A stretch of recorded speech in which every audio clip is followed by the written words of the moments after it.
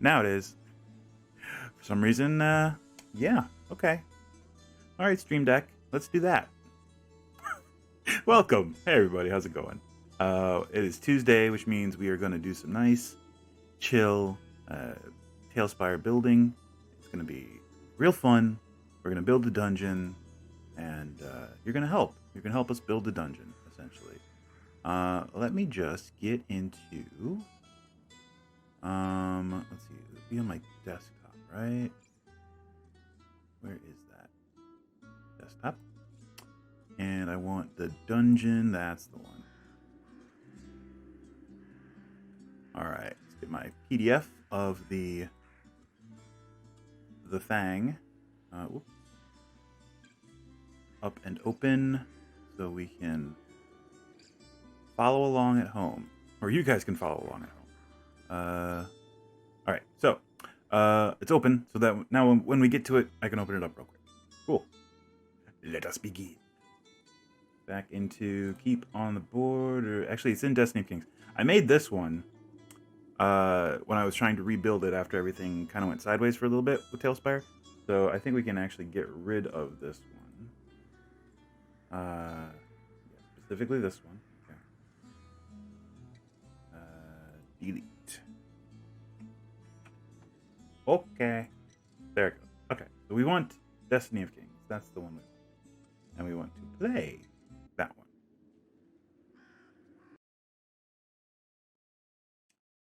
And there she be. And you notice the minis are now in the right place. They're not floating above the board in a weird sort of weird fashion. Thank God. Yeah. So I had a thought while I was doing, stuff. I don't know how to explain it. On what to put in this area to kind of fill it in a little bit. Is the music just turned way down? I think the music just might be turned. Yeah, the music just turned way down. There we go. There's our wizard smoke. Yeah. We can put a couple outbuildings out here. And that should... we still don't have our flashlight. That's so weird. I'm not used to it. The little highlighter thing. Okay, that's fine. So yeah, we're gonna put a couple outbuildings. I think that's our first project for today. It shouldn't take too long. Just a couple buildings like here and here, just to flesh it out, so it doesn't look so desolate. It's not in the original plan of this by any means. So this is 100% our own, embellishment on this. So I'm fine with it. We're building the entire dungeon from our own, imagination. So why not? And it just feels so empty, I mean, just like maybe an outbuilding for the servants to sleep in. Maybe just just an outbuilding for that. Yeah, and just like one here, not terribly big. All right, so what we'll have to do is level the ground a bit. And while we're doing that, we're going to determine how big we want it to be. We don't need the flashlight up here. So sample height, I guess. Do we want it to come all the way down here, or I think just to here should be good. And if we copy this, and I think out to there, and like that, and like that, and there. So, there we go. So we have our base for the building. We lucked out, and this area down here is actually a full square high, so we can actually put some stair blocks here without too much of a problem. Just kind of place them down if need be. So that's cool. Let's see. So how do we want these to look? I'm thinking we want them to look much like the apartments that we did over here, except the roofs are going to be this kind of roof because they're official buildings, more or less. So yeah, all right. That makes it kind of easy. They're not going to have cellars. There is just straight up like 2-story building, or maybe even just 1-story buildings. I would imagine, yeah, probably just 1-story buildings, just like a couple fireplaces. Yeah, so we may remove some of these floor tiles, just put in some fireplaces. But I think we're okay. So it's going to have 2 entrances. It's going to have an entrance over here and an entrance down here. So let's see. Let's do some stairs. Let me get back into here in our library. And for this, I think we're going to use the Morgoth stair block. Just because this would be a newer or new-ish building. Let me just do just like that. Stairs lead up into the building itself. And then aside from that, bless me. Oh goodness. Oh boy. Oh, that hurt. No, fine. Aside from that, do we want to like? Oh wait. Oh, that doesn't even go all the way up. Those are supposed to be stairs that lead down.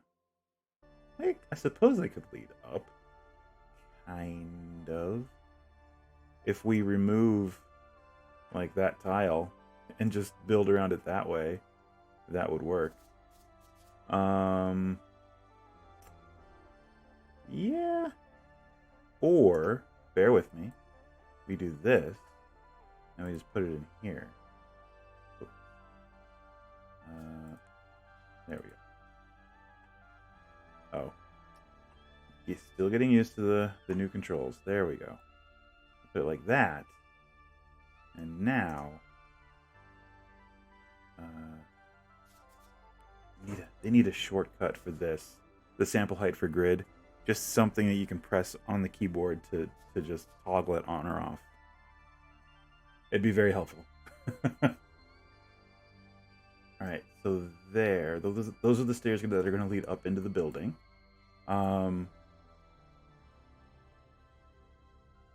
Cool. I kind of like it. And then we're just going to build around that. So let's go down to Tavern. Z turn into an existing... What? What is this?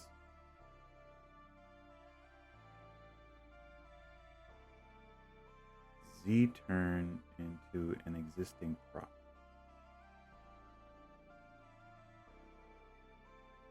Okay. Huh. Weird. Aren't those... Weird. I was gonna say, aren't those already in furniture?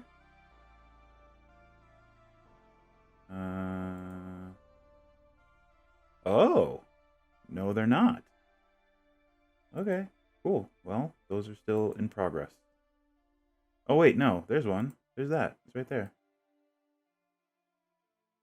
Table... Right, the table isn't there.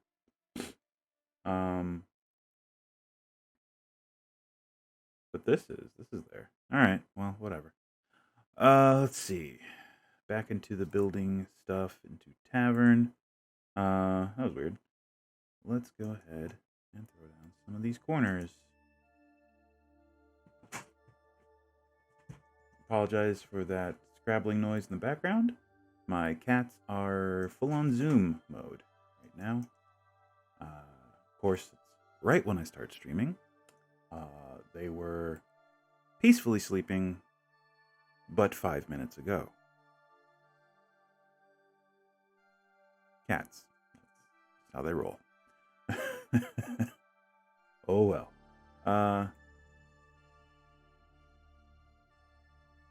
They chose this time to go mental.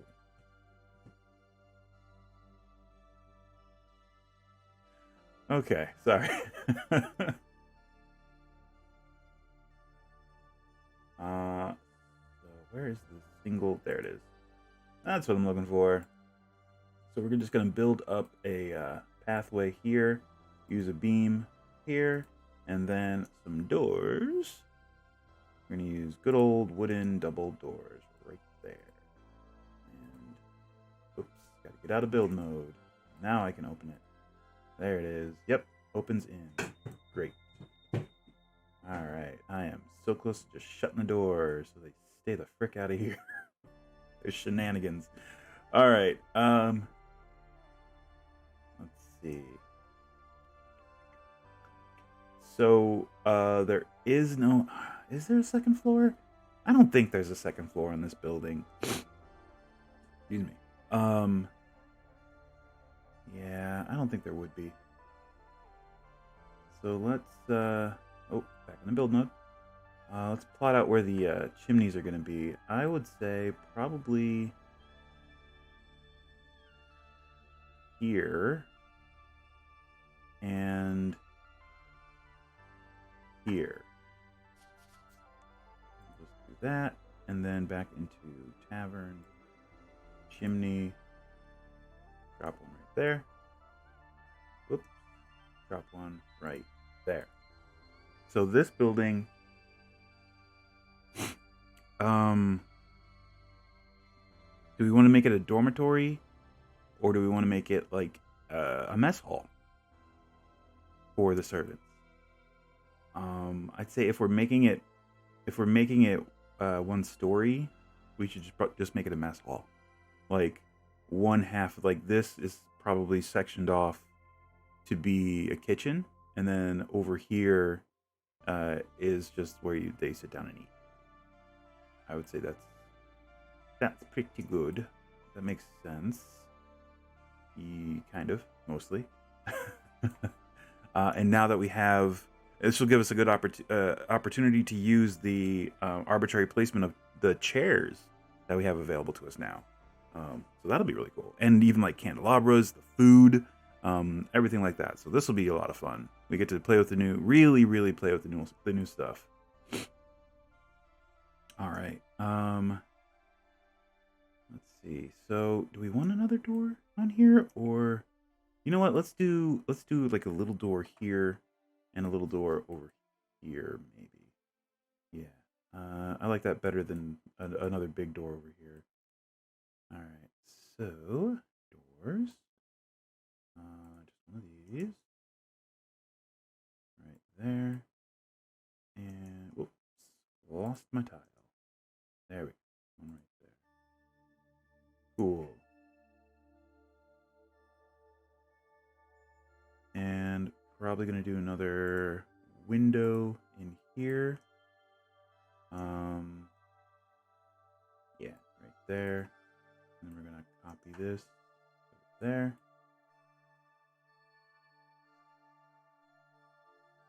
For this back wall,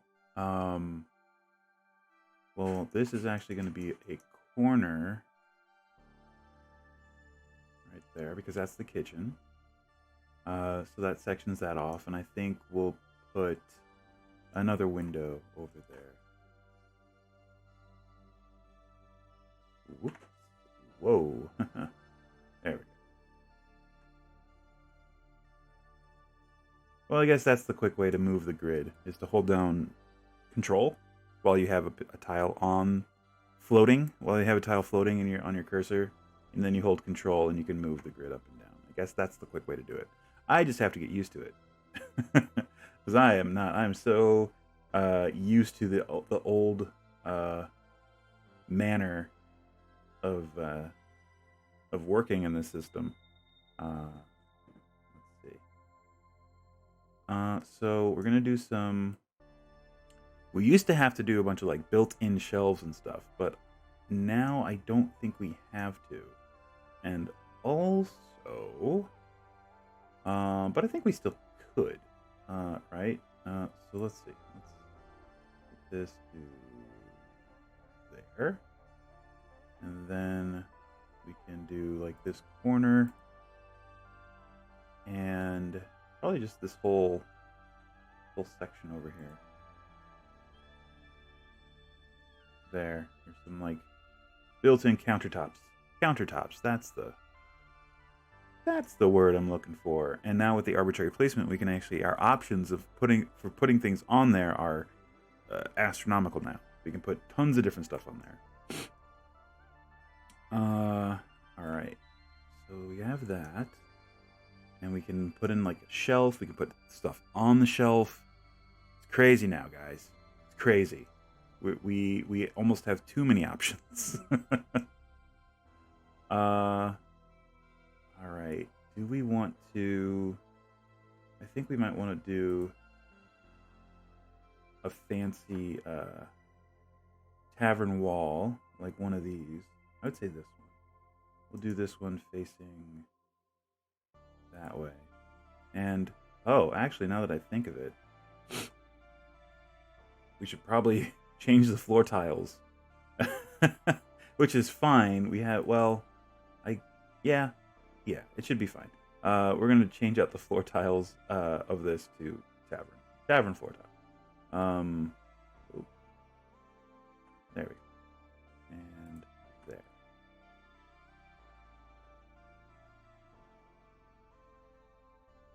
There. And I guess, yeah, just, it's only the top two. But as we go up, we have fewer and fewer layers of tiles to work with. But that's fine.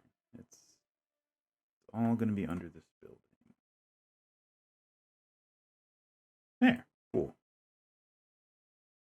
All right. I guess we actually don't need this beam. We can just use another one of these, right? Yeah. And then, or just a full wall. Yep, that works.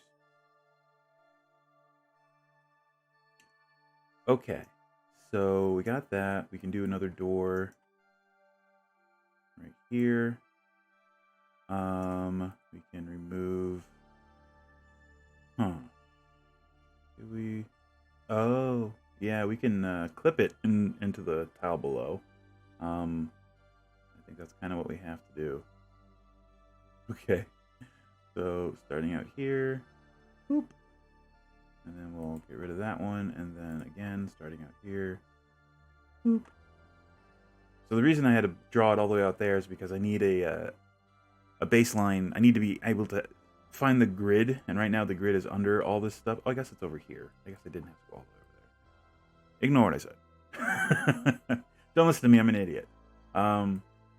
But yeah, basically, I go and I hover, I find the grid, and then if I hold shift, it'll stick to that level. Just reiterating the controls. I've said it before. I'm just reiterating. All right. So there we go. There is the kitchen, mostly. We will have to go in. We're going to go in and flip this around. Ugh. It's fine. It's better that way. All right. Cool. Whoop. Whoa. So there's the kitchen. The mess hall itself.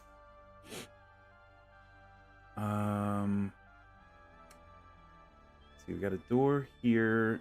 I guess it's going to be just a couple tables. And the good thing about that is that we can essentially put the tables wherever we want. We're not locked to the grid anymore, which is so cool.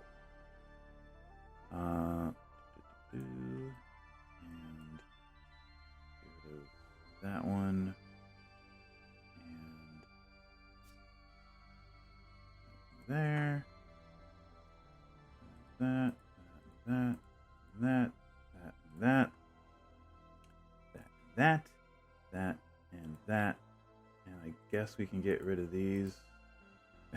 They're not serving a purpose anymore. All right. Let's see. Okay. There we go. Now it's got a proper floor on it. I think we're gonna do another window right over here. And perhaps another one right here. And separating thing right there. Okay. And also, oh, did they move that? I think they did. Oh wait. They did move it. It's in props now? Ooh. If it isn't props, where is it in props? Is it interior misc? Yes, it is. This is what I'm looking for. Cool. All right. This is no longer locked to the grid. So I can move this literally anywhere I want, and I can rotate it to any angle. That is a big help. Wow. That's actually really cool. All right. So yeah, we're just going to clip it into the wall here like we usually do. However, we don't have to do halfsies. We can actually have it come out a little bit so it isn't sticking all the way in the wall. That is awesome. And we're going to take another one and put it here. And again, we can rotate it pretty much any direction, but we're going to stick with right angles because architecture. Because basic architecture. I mean, they're not... I'm sure not all architecture is bound by the 90 degree... by 90 degree angles.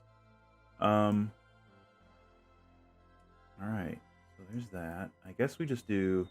I mean, we could do another window. Why not? Let's do one over here. Right there. And then another one of these. Right there. And probably another one of these. Right here-ish. See, now that I'm not bound by the grid and it's a little more freeform, I gotta be careful to line things up. There. Because now I run the risk of them being wonky. And I don't want that. Alright, so while we're in Misc Interior, or props, I should say, we'll go into Furniture. And now we can put tables wherever the hell we want. Look at this. Oh, we got the big table. That's right. This one I always wanted to use, but it was always so clunky, and there was never any room for it. But now we can put it wherever the frick we want. So we'll put one here. Here? I think we want to do two, but this is kind of weird. I guess they're going to have to be slightly off. So one here and one here. No, it's too big. Still too big, damn it. We do a circular table back here. Sure. And it doesn't have to be, again, doesn't have to be 90 degrees. But I think we'll leave it 90 degrees for now. And I guess we could actually do two, as long as there's a whoops. What am I doing here? Oh, there we go. As long as there's like a path down them, and maybe this one's up against the wall.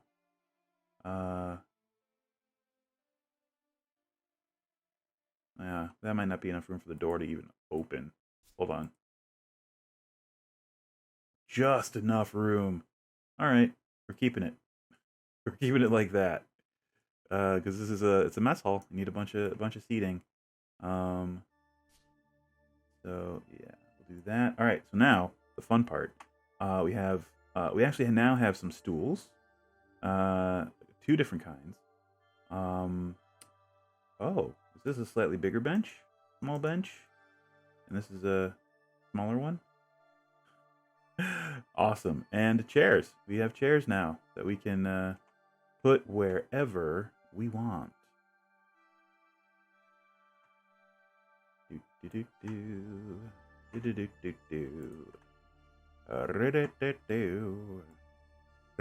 do do. Whoop. And other.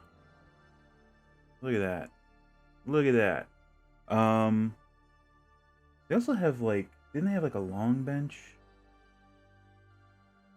I thought I saw a long bench. No, those are railings. We have this. That kind of counts. That's kind of a long bench. Actually, you know what? For more of a mess hall, it would definitely have just the chairs on either side and then like two benches so that multiple people can sit. Put that like that and pop it under there like that. Same with this one. A couple benches. This one's probably shoved under, and this one's also probably shoved under. Whoa, shoved under a little bit. There we go. And one over here. Whoa. And one over here. Cool. I like it. Maybe we do a smaller table over here. Now that I'm looking at those. Let's see. Let's try this one. That's pretty small.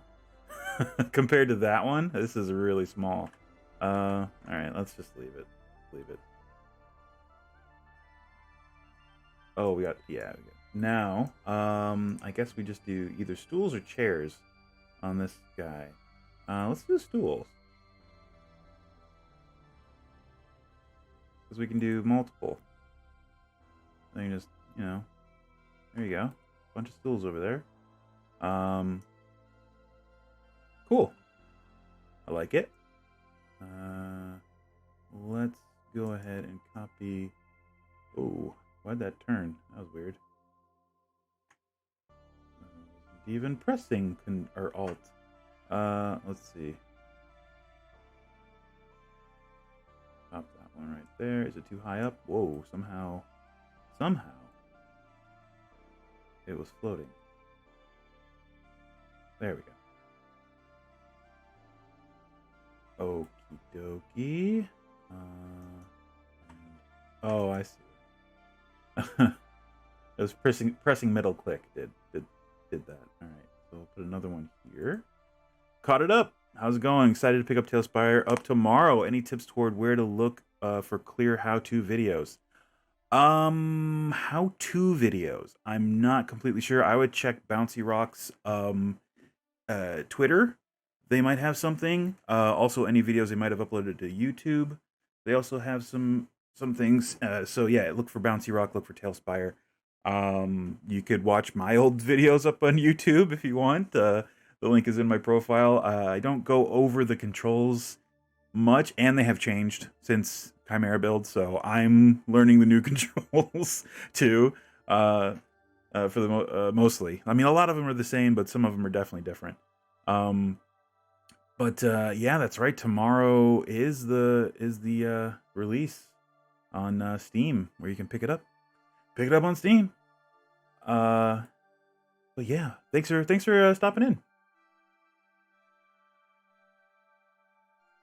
And I said caught it up. It's cough it up.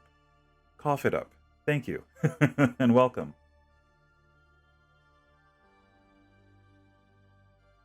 But yeah, I mean, it's kind of intuitive. Like the middle click, if you click and hold, you can, swivels everything around.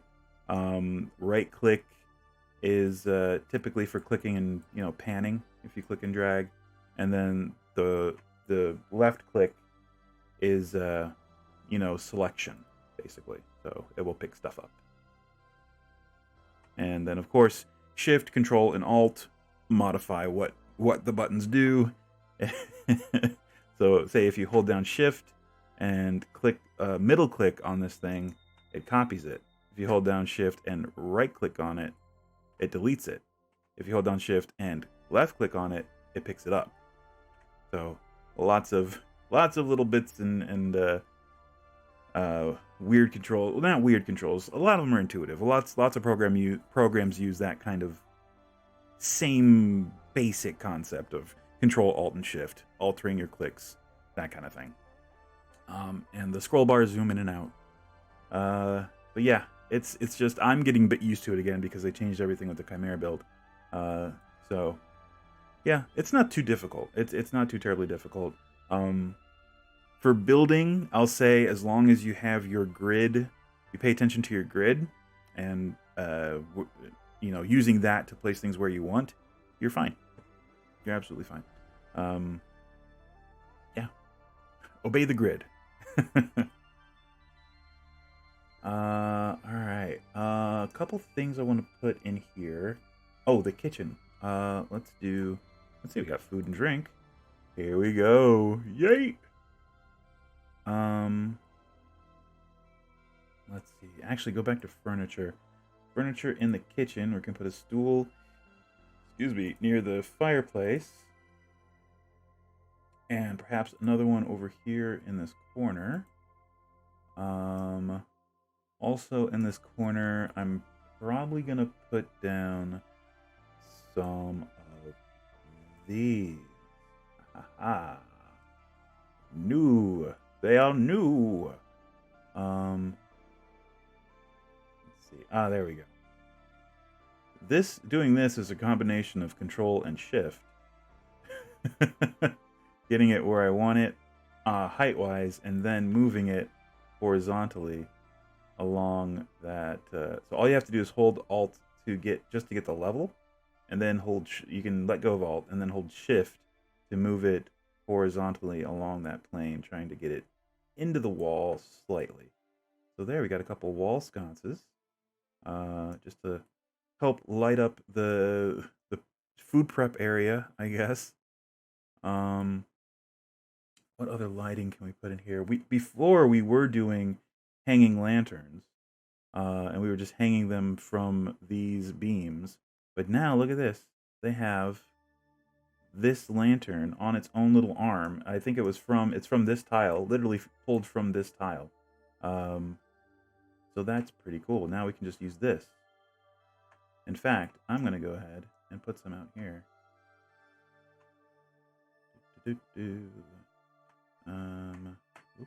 Whoa. Oh, there we go. Put some there. And Shift to get it kind of into the wall, or into that beam. There we go. And then try to get it about the same height. This is iffy. Is that correct? It looks correct. And then Shift into the beam. And then I gotta look at it from the front. All right, yeah, that's level. It looks level. Hold on. Surefire way to tell is if I bring the wait. Yeah, that's level. All right, level enough. So there you go. We got some hanging lanterns there. Cool. And we can use more throughout here as we go. But I think we're also going to put a table in here. Let's see. Oh, do we want to use these sconces, or do we want to use something less ostentatious? We could probably just use these again, right? In fact, we can do this. There we go. And about there, and about there. Up a little bit. About there.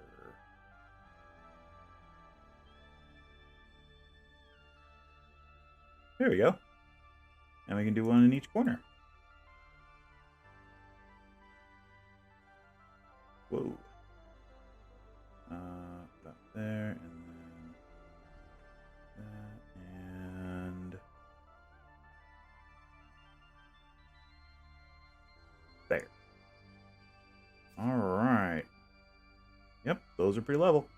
All right, and now they've got lighting for the food prep area, and it matches the existing lighting, which is not important, but always awesome when it happens. When you maintain a theme or a design, I guess. They call that unity. Let's see, that one. Actually, let me get a bird's eye view of this. There we go. That's the angle I'm looking for. Oops. And right there. And whoop. Whoa. And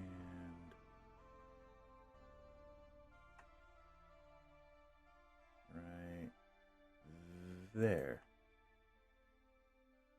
Sure, that works. All right. And just make sure the doors aren't slamming into them. Pretty sure this one over here is going to slam into it, but I really don't care. Yeah, that's fine. just don't slam the door open and you're all right. All right, cool. So we can't put a whole lot over here because it's kind of a traffic area, but we can cram stuff into this very slim area here underneath the window. So food and drink. Or is that going to be under? Not going to be under containers. Yes, containers. Here we go. Sacks of grain and stuff we can now put in here.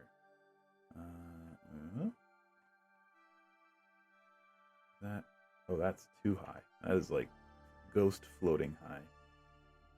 Ooh. Okay. Maybe we can't do it like that. Maybe we have to. Hold on. Oh yeah, that's too thin.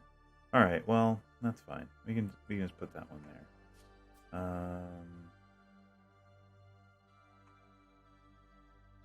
Put this one right here.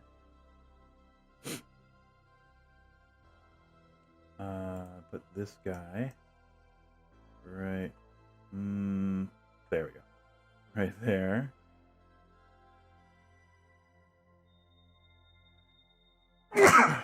Bless me.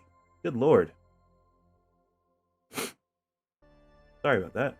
My allergies today are being mildly aggressive. It's not super terrible. It's not as bad as it can be, that's for sure. Cauldrons, here we go. We're gonna do a cooking cauldron. I'm gonna put that here. I wish they also had like one of those arms that are on fireplaces, like with the hook, the metal cast iron arm with the hook where you can. I don't know.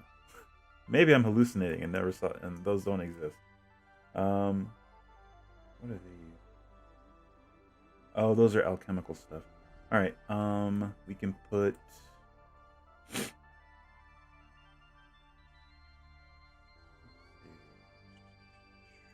How big is this jug? No, it's not good. Oh, it's from that. Cool. We'll place that over here.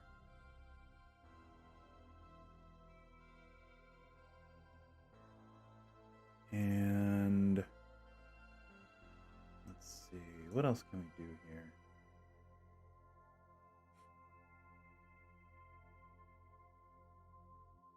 Got the cauldron. We can actually move the cauldron like right up on the fire. Unlike the past where it's just kind of sitting in this space in the center doing nothing. Alright, so let's go back to food and drink. And put a bunch of this stuff over here. Like it's being prepped. Ooh, they got a Thanksgiving turkey. Let's see. Sure. This is actually really cool. Yeah, sure. Put one of those. Put a basket of stuff. And a pie. One pie. Right over here in the corner. Whoa. There we go. Alright, cool. Oh, and the cheese. The cheese was always a pain in the butt because it was always taking up a full space, but now we can do multiple cheeses very close together. And they probably still will float on when you try and stack them because they're not a full tile height or even a half tile height. Yeah. So yeah. So if you try to stack anything at that level, they're just gonna look like they're floating on top of them. But that's fine. We're fine with that. Let's see. I'm gonna do one of these crammed over here. Whoa. There we go. And how about one of these? Also,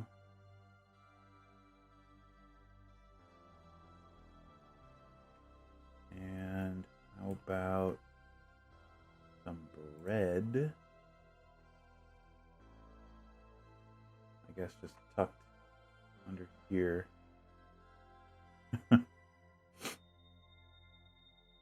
And we can also probably, there we go. Copy this stool.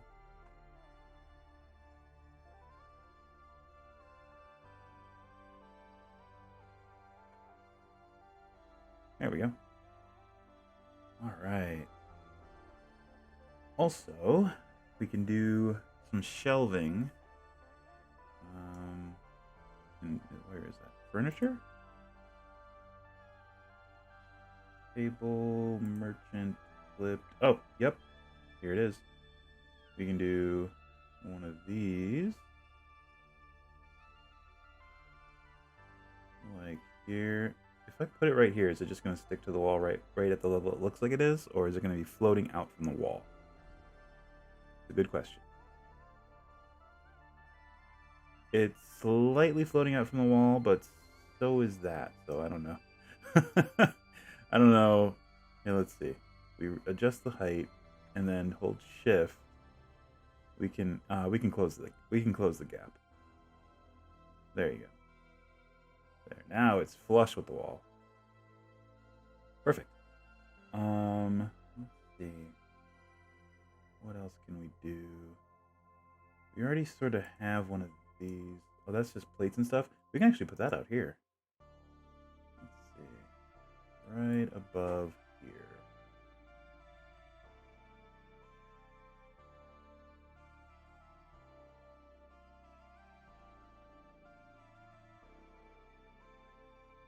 We can actually do like two of them.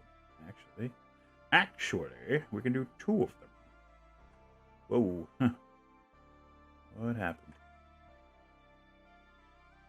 Oh, that might be too high. Shoot.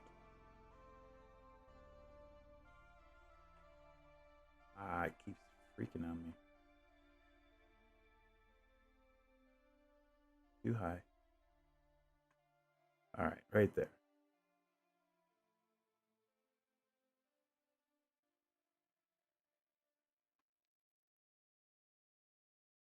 It doesn't help that the walls are uneven here. But there's not really anything I can do about it. Oh, good. One's slightly higher than the other. Awesome. All right. So, bring it down a little. How is it only slightly higher? Is it really arbitrary? Oh, it kind of is.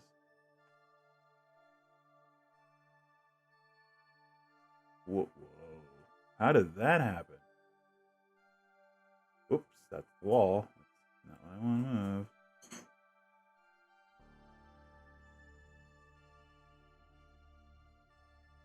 Whoa.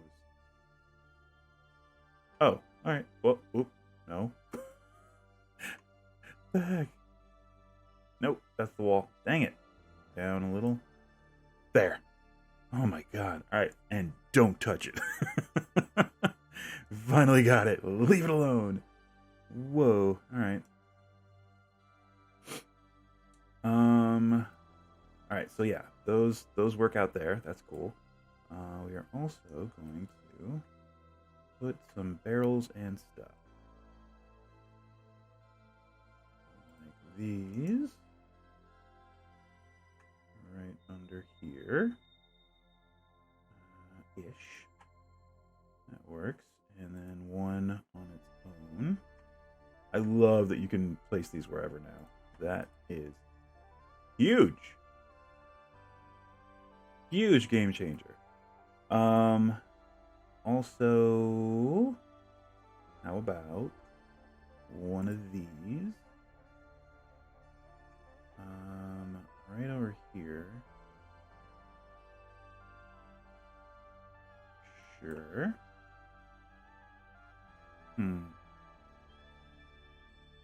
Would they have like a cold cellar? I feel like they would though. I didn't want to do a basement for this because, obvious reasons, there's a dungeon just beneath here. But I think that there's enough of a gap where we can actually put a very small basement or cold cellar down.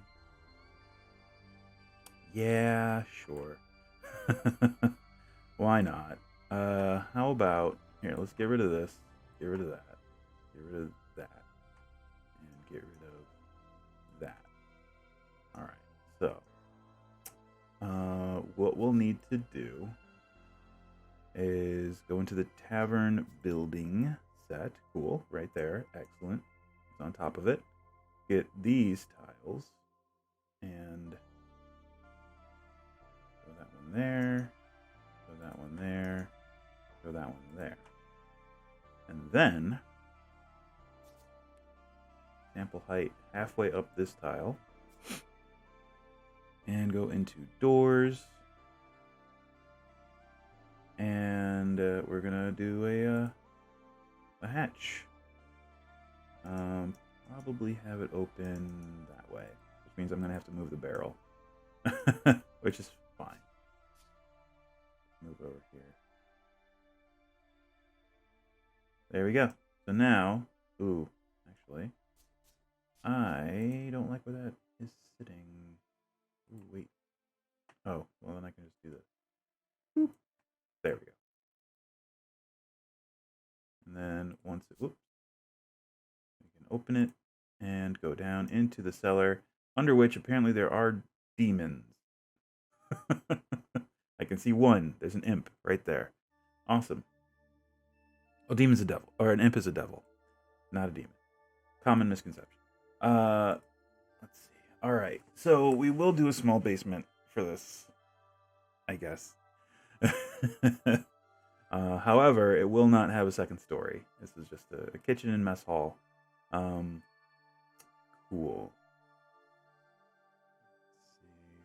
Food prep. We can probably scooch this over here and fit some other stuff. Food. Where's food? Food and drink.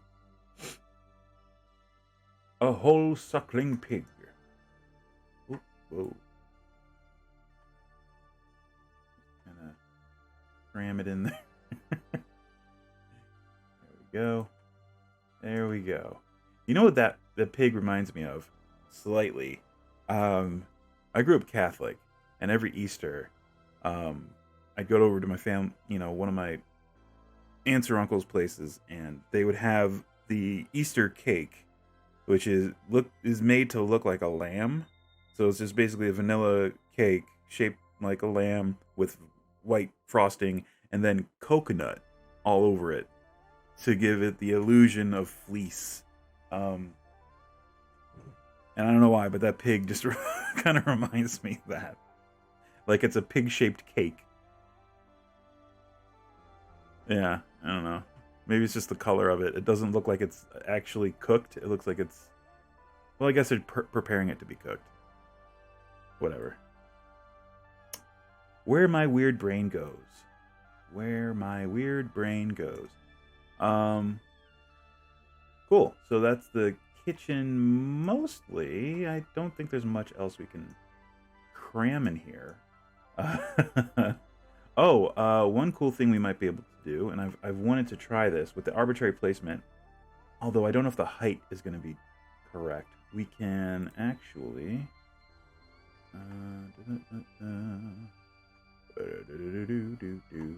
place things on the mantle. We can place things on the mantle. Look at that. We can place things on the mantle. I'm way too excited about this. Oh, that pumpkin's too big. What else can we put on the mantle? One of these?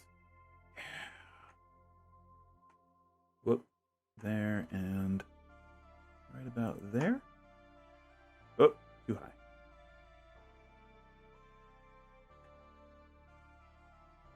That works.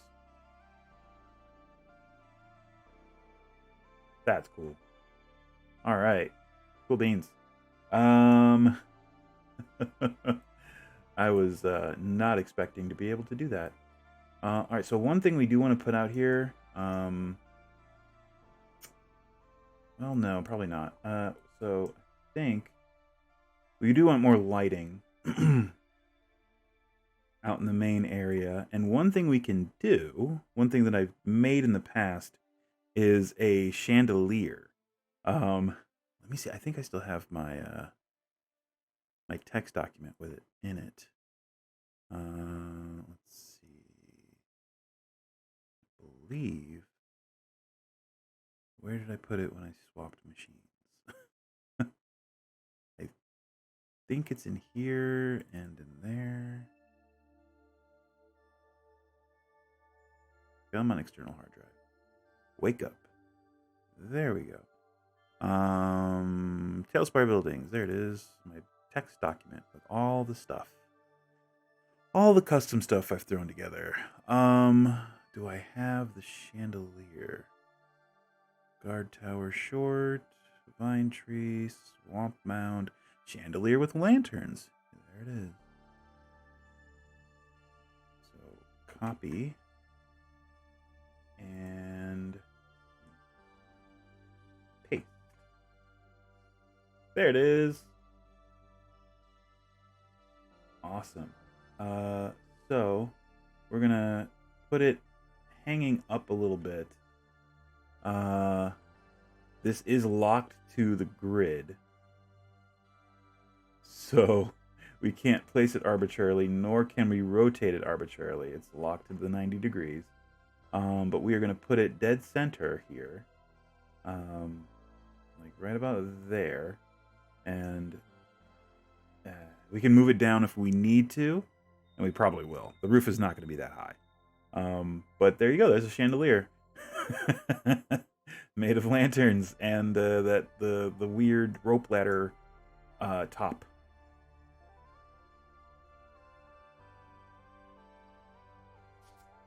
Let's see. And oh, now I know. Z. Is it Z? No, it's X. Hold down X. Click and drag.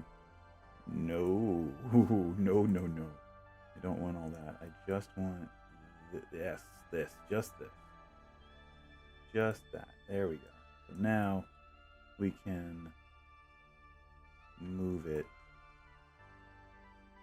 Oh, what is this now? I can adjust my selection? What? That's cool. That's kind of neat. It would be awesome if you could do this to the hidden hide volumes. That would be very cool, but I don't know if that's possible. All right, so let's untoggle that. No, wait. What am I trying to do here? All right, I have it selected. It's not helping.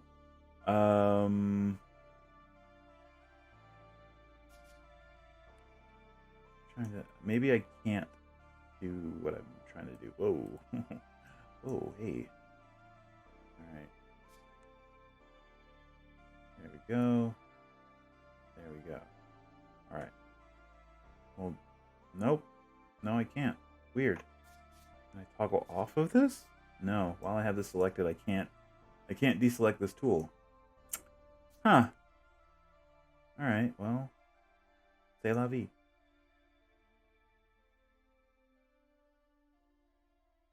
Well, one thing I can do is delete it and then just paste again. That should be high enough. We are flush with the top of the walls, and I think that should be good. That should be tall. That should be high enough. And we should have a high enough roof to accommodate. I think we're gonna do a double. Is it gable? Double gable roof? I think that's what it's called. Let's go with that for now. Double gable roof. Actually, this is going to be kind of weird.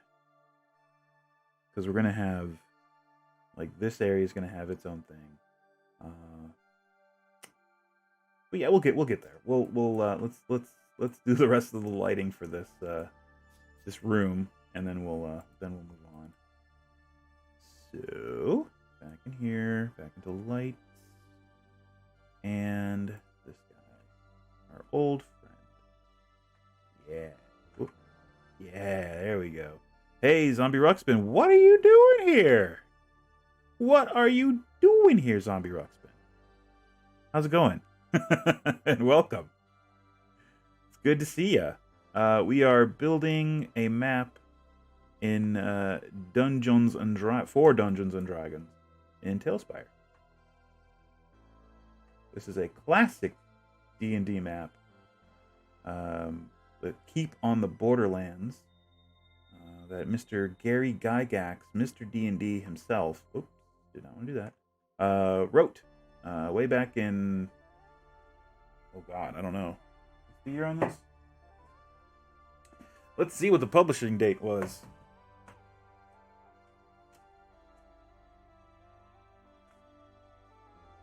1980, the year before I was born. Good old Keep on the Borderlands. So it's 1 year older than me. Let's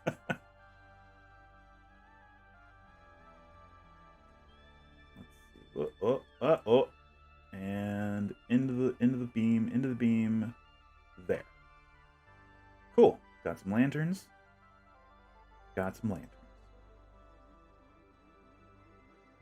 Cool. All right. We probably want to put some more. I don't know. Maybe one more. Let's do one more from this beam. Yeah, sure. Do that. Rotate it that way. We'll go at a slightly more acute angle, so the door doesn't slam into it when it opens. And just pop it right there. As far as like a digital use for fancy 3D printing. No, this once it's built, you can actually run a game of Dungeons and Dragons on it. It has miniatures that you can, assign to each player, or to different NPCs and characters that the players will encounter. And it even has dice that you can roll. Yeah. I got an 8. not that good, but whatever. But yeah, it's like a game. It's an online gaming table. All you need to do is bring your imagination to it. Soapy Wan Kenobi, how's it going? How is it going? And Haja Gulashi, What's up, man? What's up? How's it going? How's it hanging? It's funny. Everyone hops on right when we're about to do our first ad break. Your timing is impeccable, gentlemen. Uh, so I'll dip aside for a sec and do a quick little ad break. Yeah, awesome, good. Thanks for stopping in, and we will be right back after this quick little ad break. I promise. Make the cash. Yes, a whole dollar that I won't even see. All right, guys. Be right back.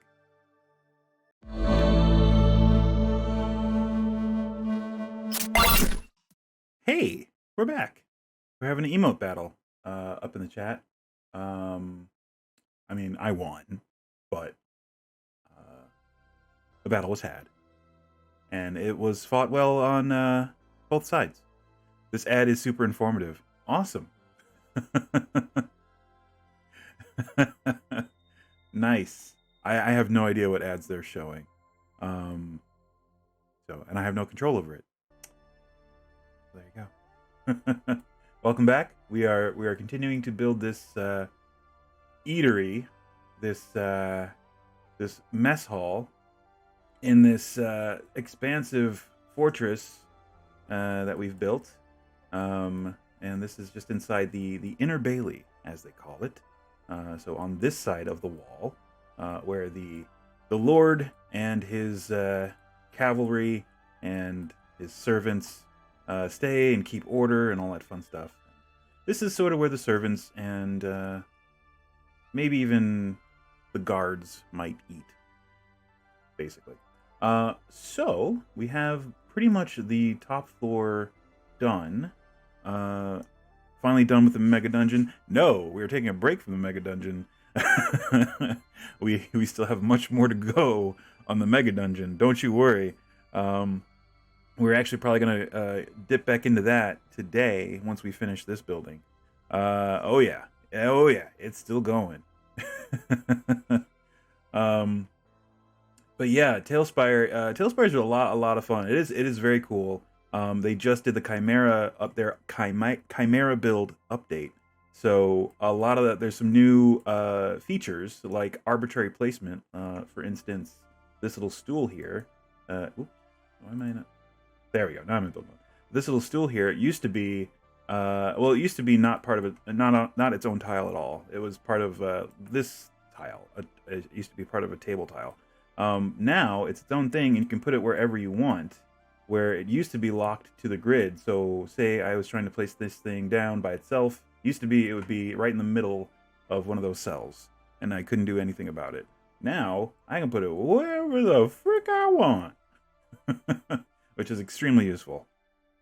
But many of the building tiles, like that for actual building structures, those are still locked to grid. You can't place those arbitrarily, and that's for the better because it really helps keep things lined up. All right, so let's do the roof. Let's do this roof. Let's get it done. Let's put it up there. We're not gonna get done. No, don't say that. Never say that. Get it done. So we want to do this roof. Use the roof from this tile set. There they are. And this one's gonna be fancy. Or do we want to use this tile set, or do we want to use the rural juror? This one. I kind of want to use this right here. I think. Oh, well, not there. that would be dumb. That would be dumb and stupid, and I would be dumb and stupid for doing it. Like there. That's kind of cool. Yeah, I think we're gonna do that. Oops. I like the way that looks just over that. I like it. We're doing it. All right, cool. Let's see. We can do one of those there, one of those there. Corner pieces. Corner pieces, corner pieces, corner pieces. 2 by 2. Throw one there. Throw one here. And here. And here. And let's see. Chimneys. Chimneys are a real concern. Because we need 2 of them. Put one here. Double chimney. And whoa. And one here. Okay. And let's see. How are we going to do the rest of this? Do we want to do the dew? I think we want to do the dew. Except that it has brominated vegetable oil in it, and you should not drink that. We're going to put that there. Yeah, and then we're going to do this way. Just to separate the rooms. That one might not work. I'm probably going to have to use this. There we go. And even then, that might not work. Oh, I know. We just use this. Dur hay. There we go. Cool. And now they're sectioned off. And the very top of this roof is probably going to be flat. Which we can accommodate. Let's see here. Do we want to do? I'm deciding whether or not I want to do more of this. I think I do. I think I want to do one there, and one over here, and one over. Whoa, one over here. Yeah, cool. And then just these for the rest of the roof, wherever possible. There, and okay. Now, whoops, no, I want the grids. I want this. There we go. Sample our tile height. I think that's correct. We need the 1 by 1. There it is. And just drop those in like that. To finish that. Yep. And get the height here. Right there. That should do it. Where's the... Oh, there it is. Where's the... Oh, did they really just move that to the chicken coop? I think they did. Okay. Weird. Is it misc exterior now? Yep.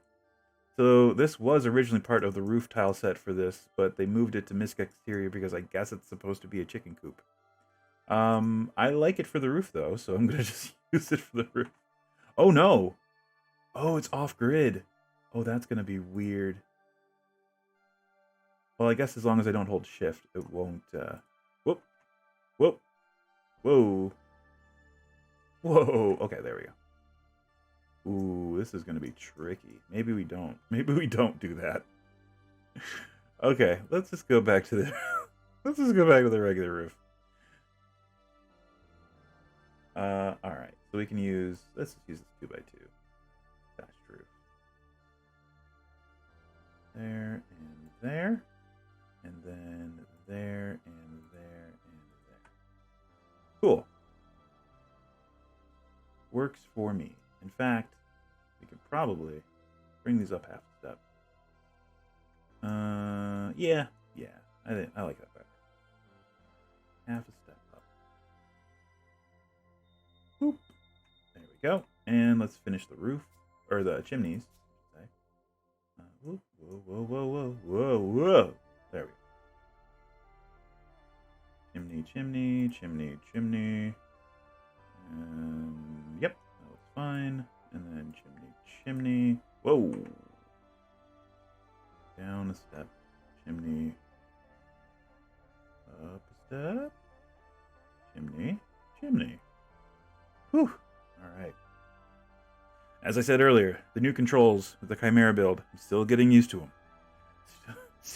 There's still some curveballs in there that I'm getting used to. Alright. Cool. Turn off the grid so we can take a look at it. And there we go. There's your meal house for the common folk that work in the fortress and the keep and all that fun stuff. Sounds good. All right. And, that's our first little outbuilding. And now we have... what are the coolest things in the new build? The coolest thing in the new build, I would say, is the arbitrary placement. Because... whoops, that's the wrong command. There we go. That's what because since we now have arbitrary placement, I individually placed all of these like food items on this countertop, and I could turn them. I can turn them pretty much any angle I want to. Let me see here. There we go. So now I can turn it like this.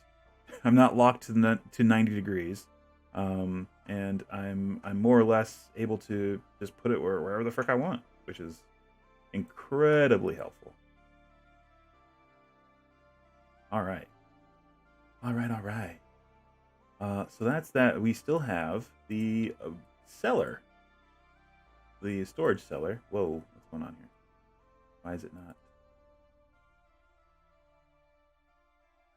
It's not doing the open thing.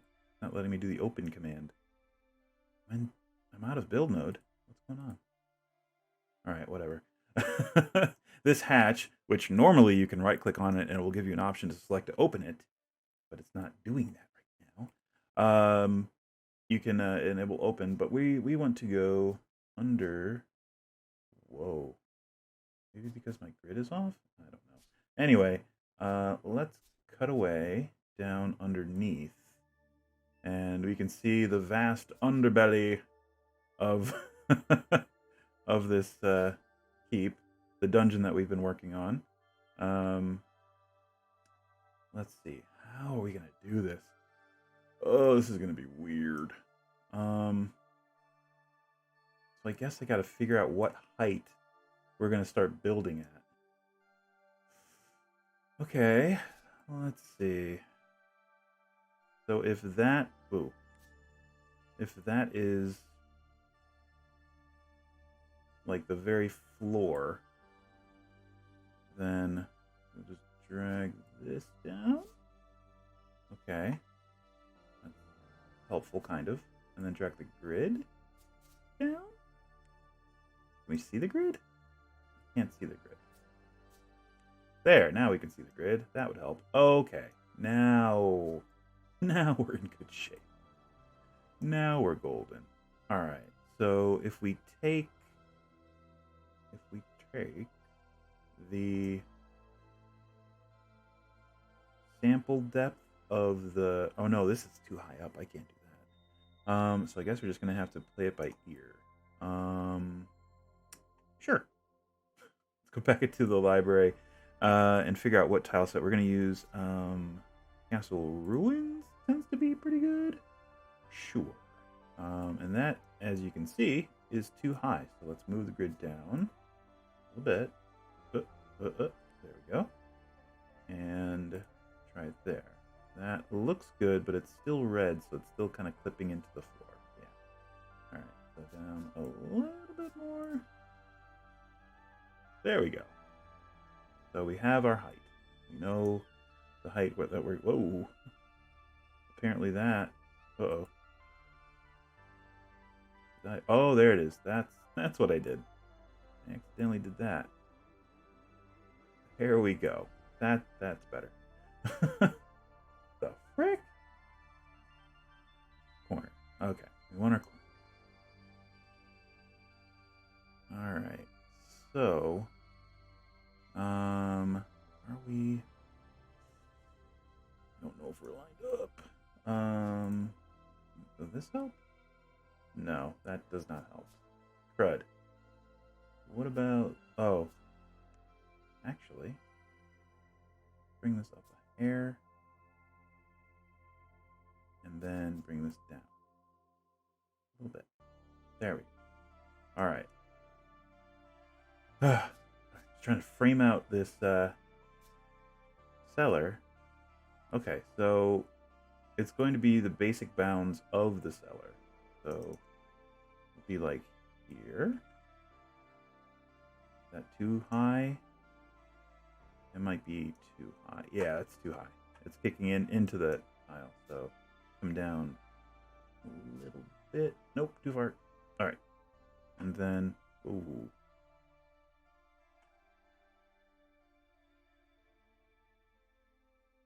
There we go. Now I think we're good. Okay, so now we have a measurement. Whew. Now we know how deep down we need to go for the cellar.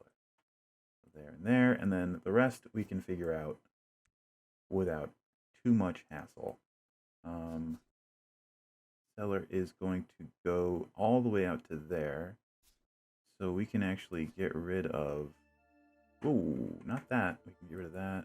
That. Hopefully, I did not delete anything underneath this, which is a risk. I have to be very sure that I'm selecting. Yeah. Nope. Not trying to delete that. Trying to yeah. Nope. Just that tile. Thank you. Wow. Yeah. It's very iffy about its selection. You gotta be very careful. Very careful. So those are face tiles. I'm not gonna remove those. That's fine. So this will pretty much determine how big our cellar is. There we go. Yeah. All right. Cool. And let's come up a little bit. We come up too far. Because I think, yeah, we gotta get rid of that guy and these.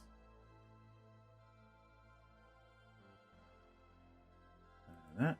And come on. Nope. Yep, that one. And I gotta change my angle. Man. No, I'm trying to select. No, I'm trying to select. Oh my god, really? There, that one. Whew. All right. Okay. Now we can do the rest of the walls. And that.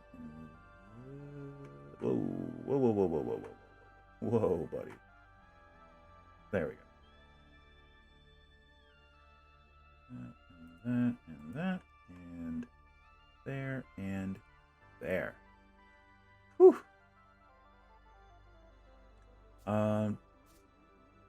Montanellis 1996, new to D&D and DMing. What would this be a good game to get and do my builds of maps here? Yeah, sure. I mean, if you're familiar with does, yeah, I mean, it's intuitive enough that most people can pick it up and design a map in here.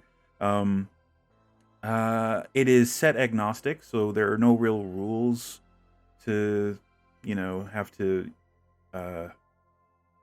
worry about. In here. It doesn't have like a set system in it, like D&D or anything like that. You can use it for anything. So you don't have to worry about that rules from that influencing what you build in here. I guess that's pretty nice. Basically all it has is dice right now and chat. I think it's what they're working on, like a chat block. Yeah, so just basically a log that keeps track of what was rolled. Yeah, it's really good. It's I would say for if you're just starting out DMing, it does take a while to build maps if you're trying to do something as detailed as this, but it is also very good for quick maps because it lends itself. You can just click and drag tiles to make a big area and then just drop stuff in, and there you go, map, quick and dirty, ready to go. Or to just do the campaigns online. We can't always beat. Yeah, I would say it's really good to do the campaigns on. Really good for that. Montadelis, thank you thanks for the follow. I would say it's really good it's exceptionally good for online play because there's no integration. I mean, you could. There are some browser plugins that let you link up your D&D Beyond character sheets to TaleSpire, so it will roll it will roll your anything that you roll. It'll basically turn your character sheet into have buttons so that you can click like a stat, like say a Constitution save, and it will roll the d20, but it will also roll it in TaleSpire and show up there, which is neat, but completely not necessary. You can just, use the dice roller in here and roll whatever you need to roll, and just add whatever modifiers you want. Is it true? Will it release for beta access tomorrow? I believe so. I believe it's still on schedule. I have not heard anything to the contrary. But yeah, on Steam, $24.99 US. I don't know what that conversion would be for other areas, but $24.99 US. $24.99 American dollars. And it can be yours. But yeah, I would say it's definitely worth it. I mean, it's fun just to build in it. I personally am not planning on running a game on this map. I'm just building it for fun. And I'm also going to, of course, make it available on the Steam community eventually. Once it's done, I'll section it off into slabs and make it available for download on the Steam community. I think that's kind of the best way to do it. Will everyone at the table have to buy a copy, or as DM my purchase be sufficient? I don't know. I don't know if they're gonna give, if they're gonna be levels of purchase, but all I know about is the $24.99. That's the only price I heard. So I imagine that gets you just a copy of TaleSpire.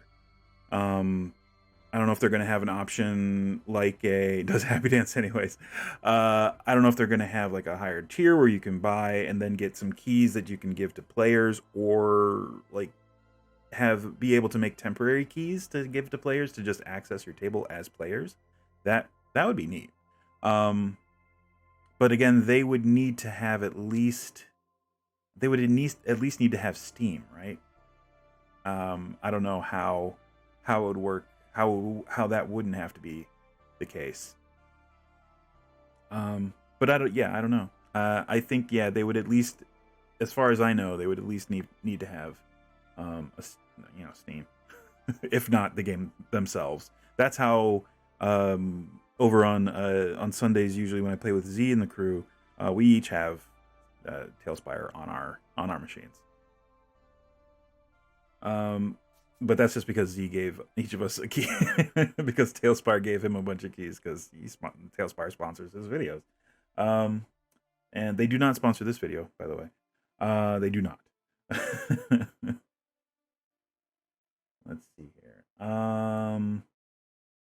Ladders, that's what I'm looking for. And we're going to do a ladder down into the cellar. But first, let me get a gauge as to where the hole, there's the hole. So it's right there. Cool. And we'll pop there, and that should be crooked as hell. It is, but that's fine. Whoa, what am I clicking on here? There we go. All right, these are, again, arbitrary placement, so, I see, shift is now a toggle. Ha ha ha ha. Aha. All right, and then on that plane, we will do that. Perfect. That, but just kind of crooked still, but hey, whatever. Ay. There? Sure. Alright, there's the ladder going down into the cellar. And now that we have it, we are going to do this. Have you found a max size for cities? I have a city carved out of marble shelf on the edge of the sea that is 10 miles wide. No snap in place. Some tiles have snap in place still. Like the building tiles, like the walls of the basement. But props don't. Props are removed from the grid. You can put them wherever you want. So for this instance, it's probably not great. You probably want the option to have the ladder to snap into place, just so you can line it up. But as far as city size, this one's pretty big. And it's handling it okay. Z had made a map that was massive, and it handled it okay. On my old computer, I had to turn all the settings down for it to be able to load it all right. But I'm not sure if Z was able to retrieve his maps. I know that TaleSpire's been doing a bunch of bug fixes, but the last I checked, Z's maps were still missing with the Chimera update, which kind of sucks. I mean, I wasn't able to access my maps the first week of the Chimera update. I was freaking out, but they did bug fixes and other stuff like crazy, sometimes 2 or 3 a day, and now it's fine. So at least on my end, I don't know. So yes, to answer your question, I have not found a max city size limit. All right, what is down here? What is down in the basement? We're gonna do containers. Definitely a lot of barrels. Lots and lots of barrels. I'm gonna put those over here along the wall. Right there. And how about right here? Ooh. Right there. And that's floating. I don't want it to float. Jeez. There we go. Boop. Cool. Some boxes. These notes for finding big bug issues with the softwares. Yep. He really pushes them. He's like, what if I do this insane thing? Like, what if I make a map that is easily way bigger than any D&D party could ever explore, even in many weeks. I actually went to college with Z. One of the colleges he went to. I went to the Art Institute of Pittsburgh, and Z was actually a neighbor on my floor. He lived across the hall from my school sponsored housing apartment. Whoa, this tile is freaking out. All right, there we go. And we played D&D a couple times in college, and I did a couple voices for his animation projects in college, which I remember. Yeah, we were buds in college, and he left AIP, I think, after definitely before I graduated. I think because he smelled the bullshit before. Definitely before I did, because I went full on and through it. Yeah, I am Wades and Shadows on the Cold Road. But yeah, and he just went on to a different college after that, and I think we were kind of roughly in touch. But then he reached out for me to play and do. Play the Cold Road. That's sort of how we reconnected most recently. Let's see here. Lights. Let's see here. What do I do in real life? Right. I was a graphic designer. That's what I went to the Art Institute of Pittsburgh for. Though with my degree from a non-accredited school because they lost their accreditation. Way to go, AIP! Hooray for for-profit education, everyone! Hooray! Wondering about what was that streamed game or personal game? Oh, the Cold Road. That was a personal game. That was just us playing over. Actually, we were in Roll20 at the time. That was way before TaleSpire. Yeah, that was just us playing over Roll20, just some random Sunday. But yes, I was a graphic designer by trade, but I don't do much now because of everything going on. So now I do this. I just stream and I run paid games of D&D over Roll20. And I guess I could now, after tomorrow, offer paid games of D&D over TaleSpire for players who own the game. I'm gonna have to specify that. But ooh, that one's way lower. Is it still fun? You mean Roll20 or? Oh, do I get burnout? No, not really. There was. I mean, this week is pretty busy for me. I had a game of D&D, paid game of D&D on Sunday. Then I had a private paid. The Sunday game was a game I run through Eventbrite, which is a public. Anyone can go there, and there it is right now. I'm Dice and Brews at Eventbrite. At the very top of my overlay. Anyone can buy a ticket. I post the tickets monthly, and they're just dungeon crawls. So it's just basically you show up with your character. They're in the dungeon for some convoluted reason, especially new characters. Like, okay, how are you here? Why are you here? It really doesn't matter. But it's just kick in the door, fight the monsters. There's a little bit of story. It's basically can you survive this? Can you survive this encounter? The D&D game. And I try to make the encounters the high stakes encounters, basically, to make it interesting. So there are character deaths, although one of the groups has a Rod of Resurrection, so it's sort of a safety net. I think it's my Sunday game that has the Rod of Resurrection. But I run 2 monthly games, so I have the Sunday game, which I ran this week, and then last night I have a private game that I'm running weekly. That's a weekly game, and that's usually Wednesday, but they moved it to Monday this week. And now tonight, I have my second monthly game that I'm running. And then Friday, I have my home game that I'm running. And then Sunday, I think it's back to playing with Z and the guys. And then next Wednesday is the private game again. And so there are busy weeks, but then there's like just my standard week, which is at the most 3 games. And I honestly, I mean, of course there's fatigue, but I never get really sick of running D&D. It could be creatively draining, yeah, but I mean, the dungeon crawls are very easy, relatively easy, I'll say. Because it's just okay, what traps can I throw at them? What monsters would be in here?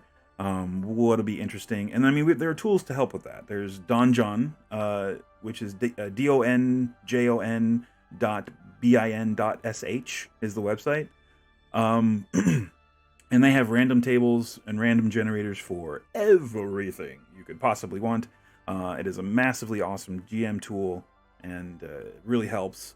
And just the D&D Beyond page, their encounter builder is pretty good. I was gonna do Chef's Kiss, but it's okay. It has led me down the primrose path before and been like, oh yeah, they can handle this encounter. It's only hard.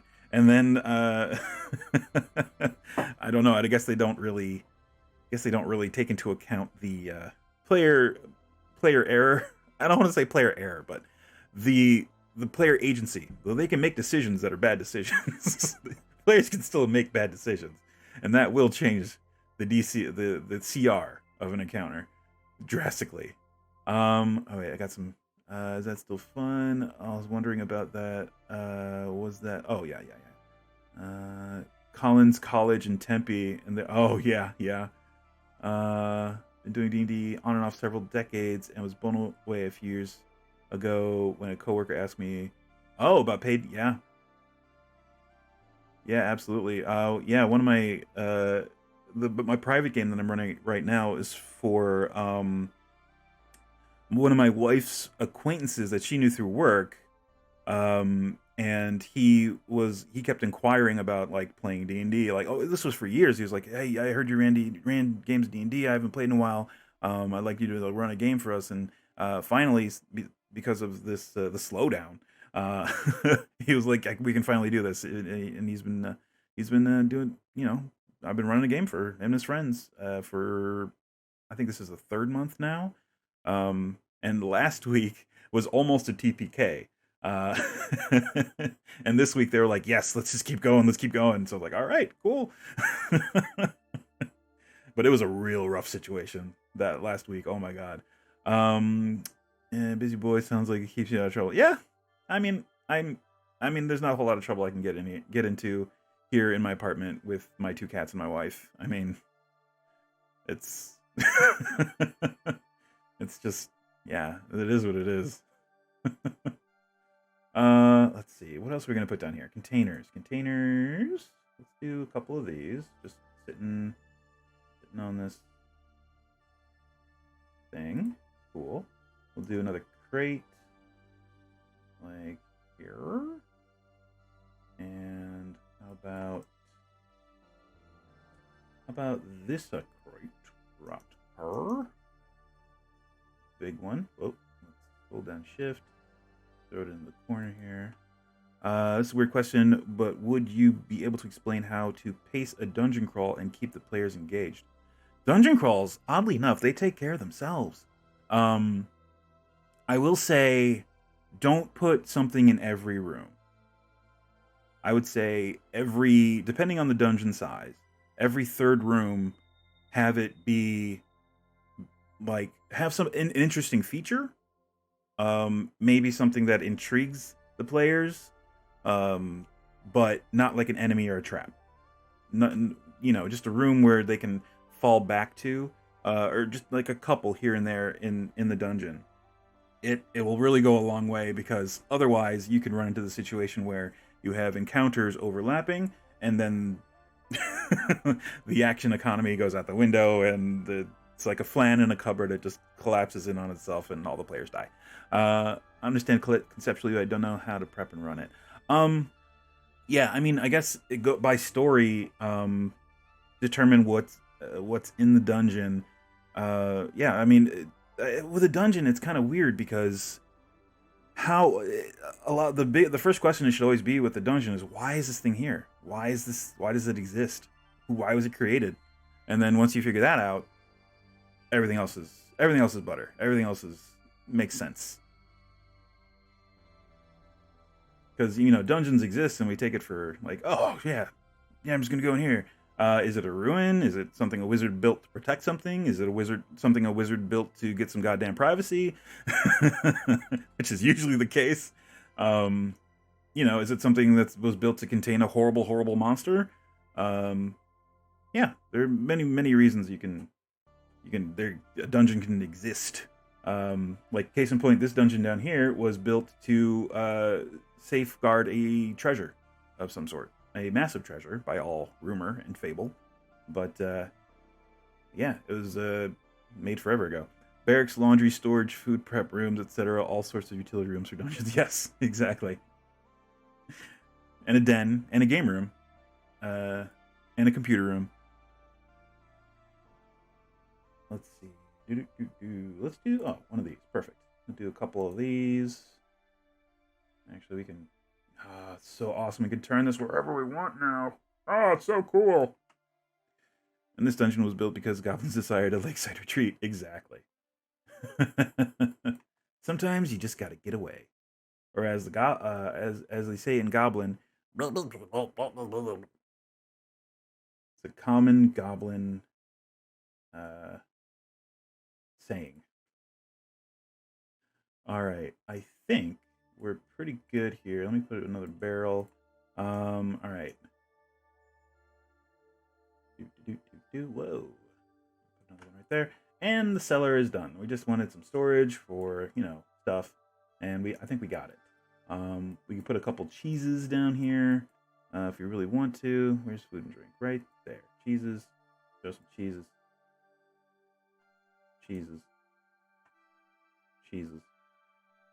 Just, whoa, that is floating on the lantern. That is not going to work. Toggle shift. Whoa, what's going on?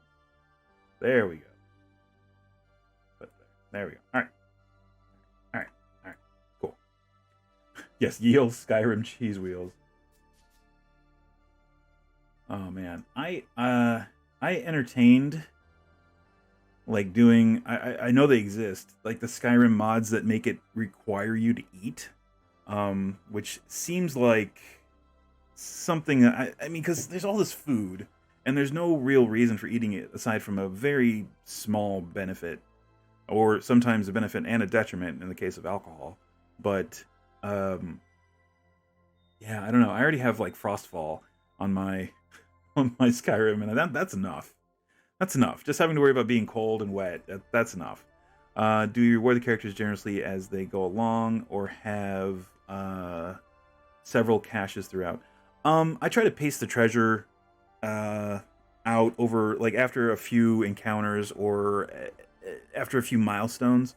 I'll drop a big treasure cache. Like last night, for the private game, I dropped a big treasure cache on them. They defeated a couple ogres and a troll. What was it? A modified troll, I think it was what it was called. When you hack off a limb, they get some sort of detriment. It was a weird mechanic, and I never used it before, but I felt like using it then. But that was just like a random encounter. If you might all the cheese wheels, what are you going to steal from it and sell back to most vendors in Skyrim? Exactly. I have a method for making money in Skyrim. If you watch any of my Skyrim streams, you will be privy to that information. All right, so that's the first outbuilding, and that turned out pretty good. That's just the mess hall. The other one, we are going to do another one over here. But I think we're going to save that for a different stream. Today, for the rest of today, we're going to go back down into the dungeon. Figure out what the shiz is going on down here. Move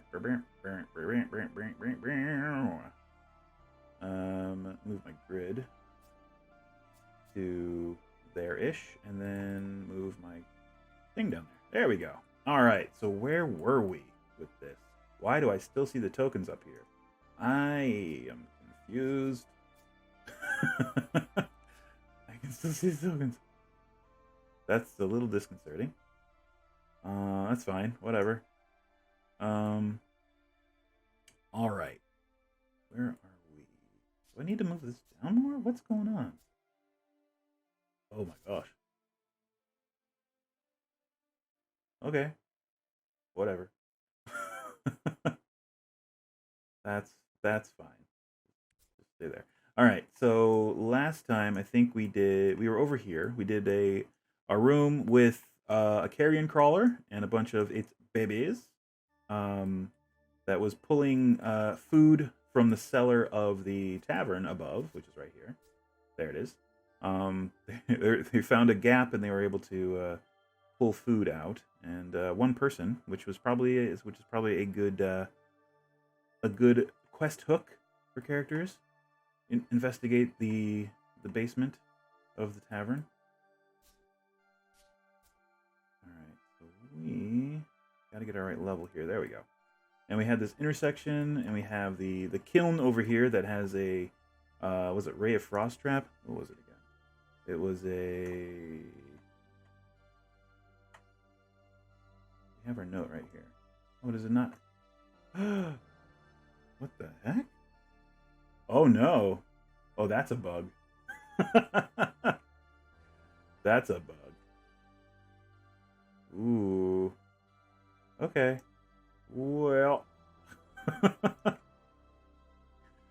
Yeah. There's something up with the DM view. All right. Well, I guess I'm not gonna touch anything. I'm just gonna be patient, and hopefully Bouncy Rock fixes that. That's fine. This reminds me, still need to build all the maps for the city Casablanca. Still working on street map, and I have to do the sewers level, and then maps for the main locations of the times when the party done messed up. Now they're in a fight. Yep. You need those. I think I have 20 to 30 building floors that need to be sketched out. Ugh. Oh man, are you doing all that? Like, is this all in person, pen and paper, or are you doing over stream? What type of game?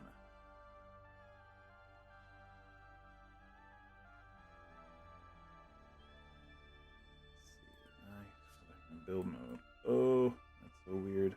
I don't know why it glitched out like that, but hey, beta. It's in beta. All right, I think we're good there. So we'll do this room, and for this room, we're going to go back to this. There it is. Not streaming, but will be over internet. Okay, since it's hard to person. Okay, cool. So are you using like a Roll20 or another VTT?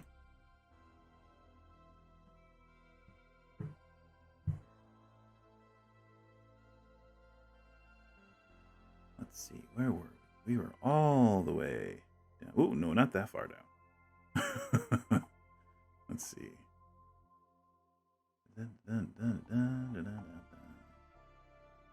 Oh no. Let's see. Thunderstone Mine, Falling Block, Summon a Scroll, Don't Sleep on the West Wall. No, that's new. Oh, there's treasure. Okay. Stone. Freeze ray trap. Oh, is that the kiln? Large, yeah, there it is. Large kiln. All right, cool. We found it. Haven't decided between Roll20 and Owlbear. Oh, and trying to get the session started at the end of May. So, yikes. Suggestions. I use Roll20, and it took me a while to get comfortable in it. And even then, I'm kind of like, and I still don't use all the features. I don't use any of the character or monster import features or anything like that. I just use Beyond 20, which integrates D&D Beyond with Roll20. So all I have to do is open up a monster stat block in the same browser in D&D Beyond, and I can just click on any of those stats, and it will roll it in Roll20. It is awesome. I wouldn't do it any other way, because the other way, which I tried a little bit, is horrible, and I hated it. And it almost turned me off to Roll20 until I found that plugin, and I was like, oh, no, this is doable. Because their maps are fine. Their Fog of War is okay. Their dynamic lighting is okay. Although it can be glitchy, and I would say there are definitely different experiences from player to player, because I've had players in my games who were like, I can't see anything, and no matter what I did, they were unable to see anything on their end. So yeah, you're going to definitely run into some technical difficulties no matter what VTT you use. Case in point, we just had a little glitch here in Roll20, but Roll20's in beta. Or I'm sorry, in TaleSpire we just had a glitch, but TaleSpire's in beta. Roll20's been out for a long time. So at some point, Roll20 has to update some stuff, fix some stuff.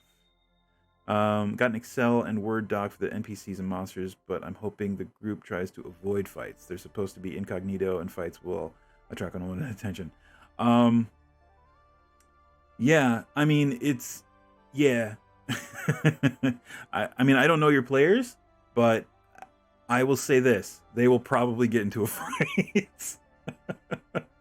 That's just the way D&D is, man.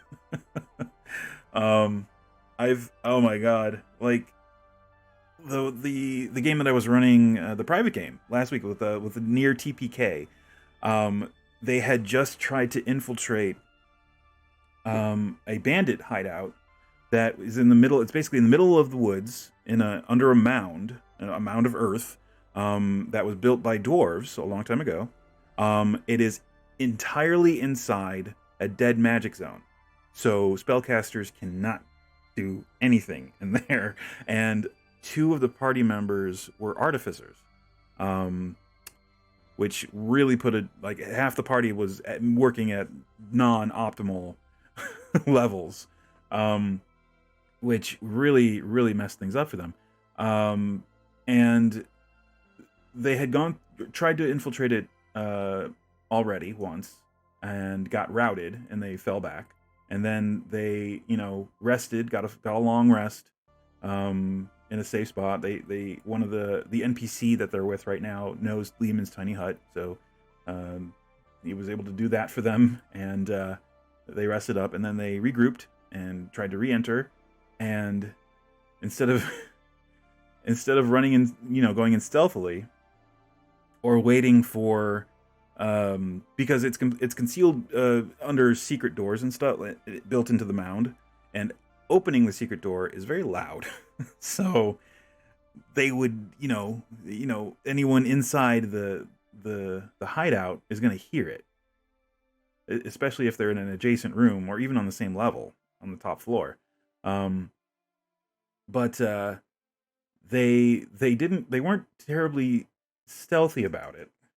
So, and of course the bandits were on high alert because they had just been, infiltrated, and they routed they routed the players. So they were like, okay, well, we're gonna be on, double double patrols, and there's gonna be definitely we know that they know about this entrance. There are two entrances to this place, but they basically waited in ambush for the players. There we go. And it went poorly. It went poorly. I'll just say that they kind of rushed in when they should have really been being very careful. And yeah, two of the party died, and the other one was knocked unconscious, and the fourth one was captured. And then basically, at the very bottom level of this complex, there's an underground river running through it, and basically they just got thrown out down there. They just got kicked into the river along with their two dead friends, and they ended up in the Underdark, where they found the new PCs that the players rolled up for which I ran last night, which was a lot of fun. But yeah, they were great about it. They completely understood. There was no like, oh, this completely sucks. But yeah, I guess they were like, yeah, we kind of played that wrong. But yeah, and yeah, so sometimes that's how it is, and you can't really always rely on players to make the right decision, because very often they're not gonna make the right decision or the sensible decision. Sometimes they're just like, well, I'm gonna play in character, and this is what my character would do. Which, sure, I mean that's that old chestnut. But at a certain point, it's like, well, common sense dictates. There is one fight they're supposed to be getting into, but they're working for one of the world's many big bad, evil guys. Calling this campaign Dragon Chess because all the big bad evil guys are high-level trying to gather their armies and play a game of Risk. Oh, nice. Party is one of the green. Nice. Oh, man. Yeah. That's pretty cool.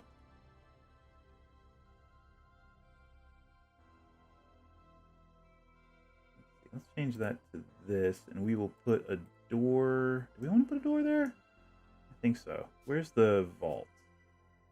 The vault is... Why am I not... Oh, because I'm moving the wrong thing. Oh, the vault is right there. Alright. So they maybe I should come in a bit. Yeah. Yeah. Alright. Oops. There we go. So let's eliminate that. And in fact, we're just going to move into here.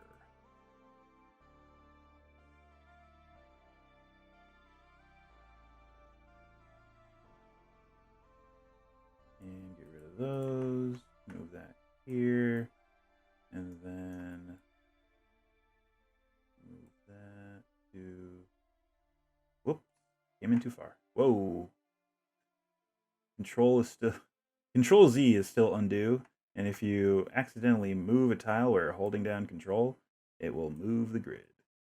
A little disconcerting. There. Whoa. Whoa, whoa, whoa, whoa, whoa, whoa. Whoa, whoa, whoa, whoa. All kinds of no. All kinds of oops. There. Alright. Copy this piece. Move it over here. There we go. Okay. Oh, God. Oh, what'd I do? Oh no.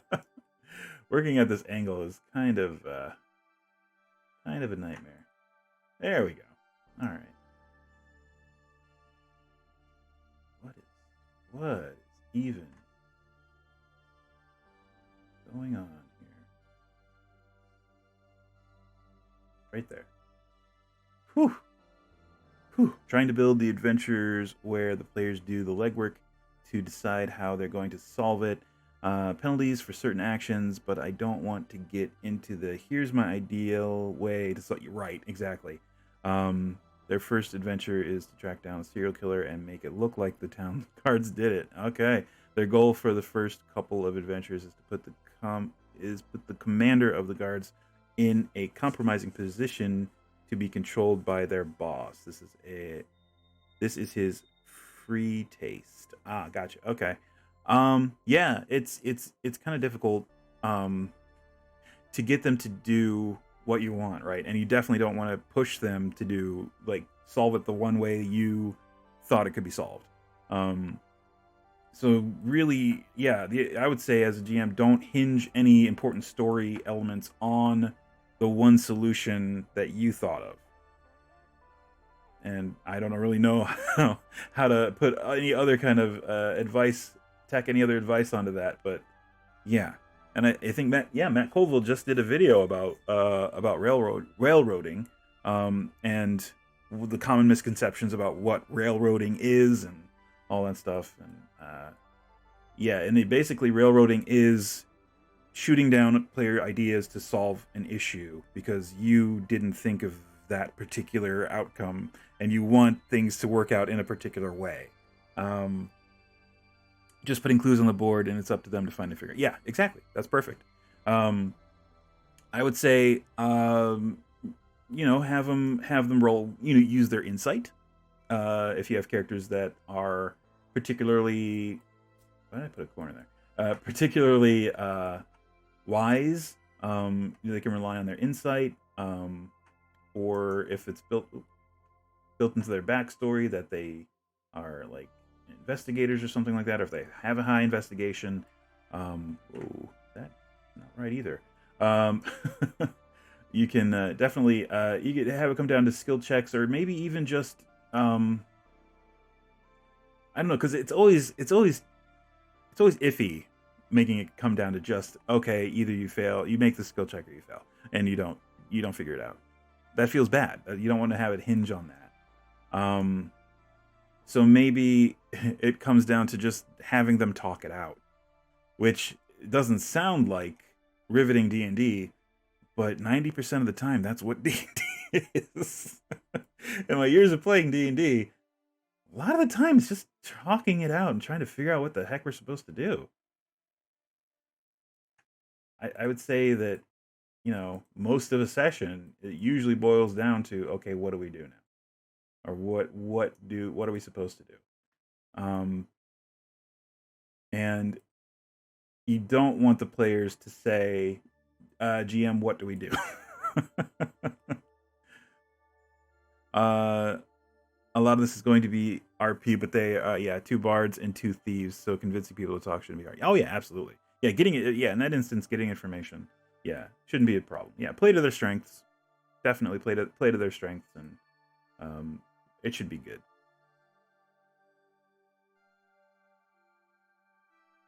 All right, is this still the corridor? No, that's something different. All right. Well, we're going to take our second little ad break, and when we come back, there's going to be more dungeon building and more D&D chat. And they can hire NPCs to do so. Yeah, absolutely. Absolutely. Hirelings are a thing.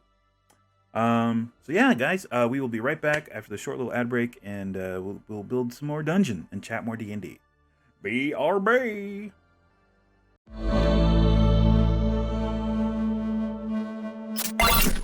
Hey, we're back. Whoa. Something didn't stop. There, that stopped. Okay. Welcome back. Let me turn this back up. There we go. All right. So as you can see, I have open here little thing, a little handy dandy tool in my Adobe Acrobat. Oops. Move that. There we go.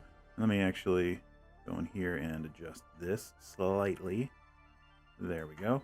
The Book of Challenges, which was recommended to me by, not personally, by Matt Colville. Yeah, not personally. Watched a video. One of his videos, he brought it up.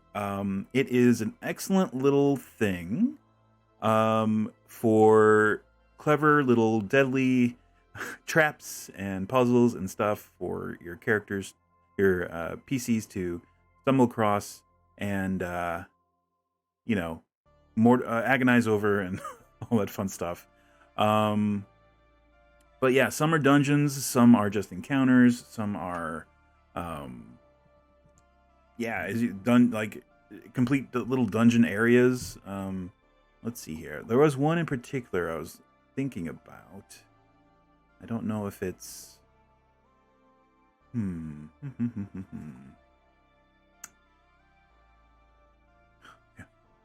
This is the kind of puzzle that would just be like, it would put the table to a dead stop for the entire session as the players are thinking it over. Man. Let's see. Capstan Water Trap. That's the one. This one is very interesting. All right, so where is the start of this? No, just past it. There we go. Curiosity of average adventurer often outweighs their caution. True story. This dungeon counter exploits that tendency, as well as the fact that most adventurers are not well equipped to deal with the water. True story. The DM should be familiar with the swimming rules in the player's handbook, whatever player's handbook you're using. This is from 3.5. The underwater movement and combat section elsewhere in this book, which is useless in this instance, and the drowning rule in Chapter 3 of the Dungeon Master's Guide. It's probably not in Chapter 3 of the current Dungeon Master's Guide, but hey, just look up drowning or movement. My guess is movement in the new DMG. When this room floods, the DM must keep careful track of the rounds passing. As the water rises, certain actions may become restricted. Capstan Room. A sliding stone door leads to this area. Read the following when someone enters. This area is plain stone, with a large capstan on either side.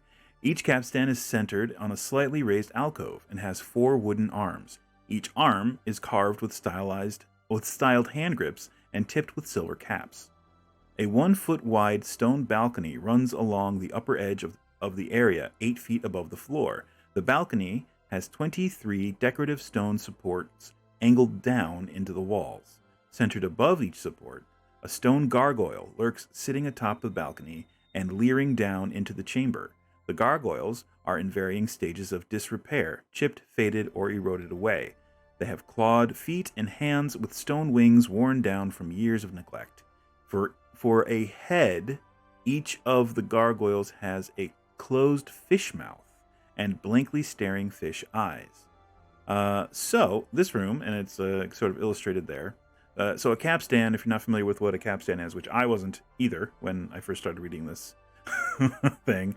Oh wait, is that the right thing? No, that's the frogling layer. That's not that. This is the capstan. So on a ship, you know that that little wooden cog that has the wooden arms in it that you turn like a winch, but like a sideways winch, a big sideways winch, horizontal winch. I guess that's a capstan. Often found on old sailing ships, that kind of thing. So yeah, the gargoyles. There are 23 stone gargoyles are actually magical constructs that create water at an alarming rate, more than 20 gallons per round each. Yeah, that's pretty fast. That's like fire hose fast. It's like 20 gallons every 6 seconds. Weird. Okay. At its standard flow, the water fills the room at a rate of 1 inch per round. At double flow, this increases to 2 inches per round. Since the flow generated by the 2 capstans is cumulative, the maximum water flow is 4 inches per round. The spray of water from a gargoyle's mouth varies from a gurgling stream to a powerful geyser at normal flow. The water has no hazardous effect on those in the room. Treat any chamber any character within 5 feet of a gargoyle as being in rain. All right, I'm guessing yeah, those are definitely different. -4 penalty, disadvantage on ranged attacks, disadvantage on investigation, and flames. See how easy 5e is now. You don't have to keep track of numbers. So that -4 penalty, does that stack with any other penalties I might currently have? I don't know. That was the nightmare of 3.5 and Pathfinder on top of that, as well as that. So in 5e, it would just be Rob Ross. How's it going? Welcome. We are talking about the Book of Challenges and how we're going to integrate this room in particular, the Capstan Water Trap room, into the next level of our dungeon. So, oh yes, this -4 penalty on range attacks and -4 penalty to spot. In 5th edition, it would just be disadvantage on both. Disadvantage on range attacks, disadvantage on investigation and perception. If either capstan is generating double flow, meaning the room is filling at 2 or 3 inches per round, the stream from each gargoyle's mouth becomes a strong spray reaching 10 feet into the room. Treat this as if the characters were in a... okay. Well, it would still be... It would just... The area would be increased. They would just be at disadvantage still for those two other things. And flames are extinguished. Yeah. Great. If both capstans are generating double flow, meaning the room is filling at 4 inches per round, spray from the gargoyle's mouth turns into a powerful geyser. In addition, the room's effects... 2 or 3 inches per round, right above. Anyone standing within 10 feet of a gargoyle suffers 2d4 points of bludgeoning damage. Yeah, it wouldn't be subdual. It would be bludgeoning damage. And must succeed on a strength saving throw to avoid being knocked down. If the check fails by 10 or more points, the character is also stunned. Ooh, that's nasty. Yeah, those are things that also... Those track to 5e. Awesome. Casting a spell in these conditions requires a concentration check. Those also still exist. And the DC is 10 plus the spell level. That would also still be a 5e thing, I think. Each gargoyle has a hardness of 10, 60, or hardness of 8, 60 hit points. Damaging a gargoyle has no effect on the water flow, though destroying one ends its effect. Cool. 60 hit points and resistance to all damage, I would say, instead of hardness of 8. And you don't really need to give it an armor class. It's a stationary... Well, maybe you do give it an armor class too, because some hits might actually... All the hits are gonna land. Only some are gonna actually damage it. It's made of stone. So yeah, we'll probably also include an armor class in this. Damaging a gargoyle has no effect on the water flow, though destroying one ends the effect, unless the PCs destroy several gargoyles in this manner. The effect on the water flow is minimal. Right. Oh, we didn't read about the capstans. Sure, we skipped those. And also the features. Snakes, where are those?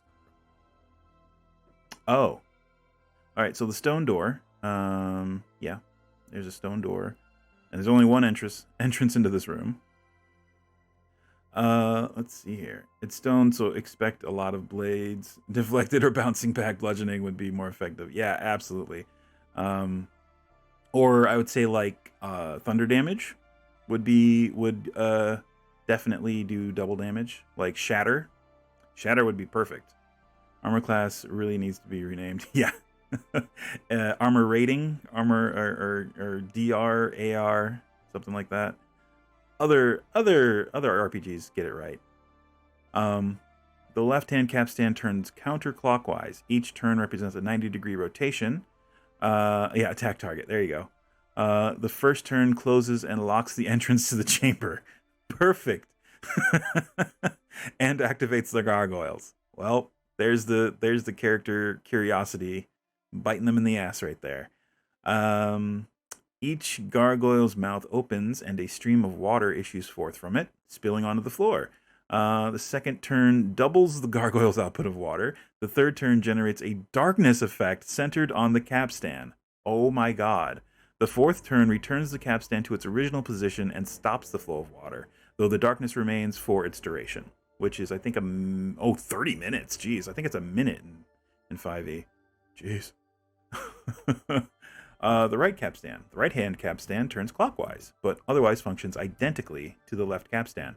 The water flow generated by the 2 capstans is cumulative unless both are at their starting position. The water continues to flow. If both capstans are in the 3/4 position, double water flow with darkness, 4 gargoyles magically summon small fiendish vipers. I see. Each snake slithers out of a gargoyle's mouth and into the water, and the snakes remain for 5 rounds or until slain. Fun. I would say the 5 rounds would be a minute. Yeah, they usually the lowest arbitrary time measurement in 5e is like a minute. All right, we already read about the gargoyles. Shutting off the water. A 5-foot by 5-foot stone vent has been set in the floor. It can be found with a search and I guess investigation check DC 25. Ooh, as a secret door. 10 rounds. Yeah, 10 rounds is a minute. Yes. When both capstans have been returned to their original positions, the flow of water stops and the vent slides open, revealing a large iron grate. The water drains away, its level dropping 1 inch per round. As the last of the water swirls down the drain, the door unlocks with a loud ka-chunk, and the sliding vent door closes. Okay. The vent door can also be opened prematurely, that is, while the water is still flowing, with a successful disable device check. Well, that would just be a thieves' tools check, which leaves it stuck in the open position. Cool beans. And that's it. Scaling the challenge. Instead of summoning small fiendish vipers, the gargoyles summon water mephits. Ooh. Water mephit has fast healing of 2 whenever exposed to rain or submerged up to its waist in water. CR 10, I guess it would be. Although these encounter levels in CRs don't really track with 5e, I'm guessing. Instead of spraying water, the gargoyles spray flesh-eating acid. It deals a d6 points of damage per round of exposure, or 10 d6 points of damage per round of total immersion. Okay, that's fun. In addition, the fumes act as an inhalant poison. Ooh boy, that sounds like fun. So we're doing the acid, right? No, we're doing the acid one, right? We're not gonna do that for this room. That's gonna be on the next level of the dungeon. I think there are only gonna be a few rooms on the next level below. Yeah, like a couple rooms, each with a very specific trap. Like, I'm definitely building this room. This is definitely going to be built on the next level. Each scale. Okay, so it's 5. Each of those is 5 feet. Ooh, really? That's pretty small. We can make it bigger than that. We're gonna have to make it bigger than that. So it's going to be scaled up slightly. But yeah, that should be fun. But for now, let's see what we have here. No, shambling mounds. No, we already did this one pretty much. Someone scrawled, "Don't sleep on the west wall." No, it's not that interesting. This is one of our last rooms. We kind of want to do something interesting with it. I mean, I guess we could probably fit one more room in here. So let me actually do this. We will boop and boop. So we can put a door there. We may as well put a door here too. See the party arguing about spinning the capstans, even though it's the only thing to do and the water's filling the room. Exactly. Trap is insidious because it requires a party to keep doing the thing that got them into trouble in the first place. Yep. Doesn't look like a gauntlet to run, but it is. Absolutely. Yeah. It's just one of those things. If they don't disarm the room, it's just going to keep filling. It is. It's going to keep filling the entire dungeon. Fun times. Well, it will fill the room, at least. And, I mean, once the party dies from drowning or manages to open the vent, it will drain out. And it doesn't specify that it's like timed. It doesn't actually say that they stop unless the capstans are turned. So I imagine that at a certain point the water pressure would bust that stone door open, and then yes, start filling the entire dungeon. So it was a risky trap to make, because if whoever encounters it really messes up, it could ruin that room and potentially ruin more of the dungeon. Let's see. I'm gonna grab a corner piece from there, and I want to. Oh. Ooh, this is tricky. How do I want to do this?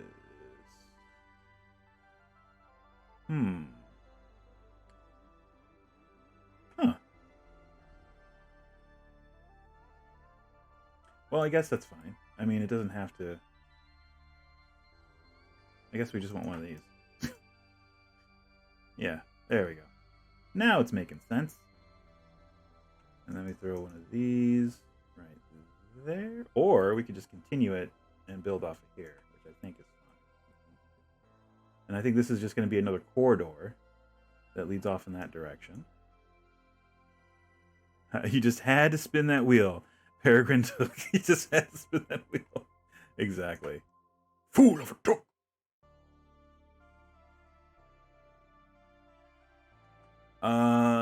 Whoa. Keep losing my tiles here.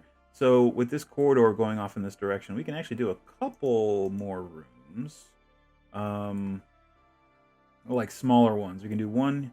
Oh, we actually didn't want to do any more over here. Right. So yeah, put that back. So we're gonna do a couple rooms over here. In this this space left to us, in the time left to us here today. Hopefully we'll get all the way done. But no big deal if that's not the case. So this corridor, I think it would be neat if this corridor did an old callback to another room in the dungeon with the lightning trap. So let's see. We do that and doors, and I'll even make it the same door style that we used for the lightning trap, the lightning bolt trap. It is a false door with a lightning bolt trap on it, so that when PCs try to open the door, a bolt of lightning shoots through the hallway, hitting everyone in a straight line. Oh, it's so mean, but they gotta learn. They gotta learn how to deal with this. How are they ever gonna learn unless we test them? All right, so 2 in there, and then a door, and then a stretch of wall. All right, there we go.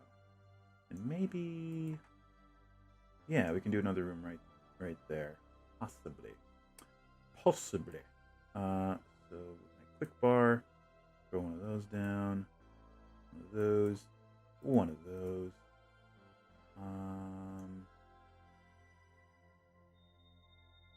And these, I think well, I guess we'll just read the room descriptions. Going in this instance, we do have to decide what this room is still. We're just kind of like glossing over it a little bit. I've been trying to find a good room in here. Phase spiders, nah. Tapestry of a legendary battle hangs from the south wall, and several headless statues are scattered about the room. That is their favorite thing to do. Headless statues on Donjon. That is a common thing to be put in the rooms.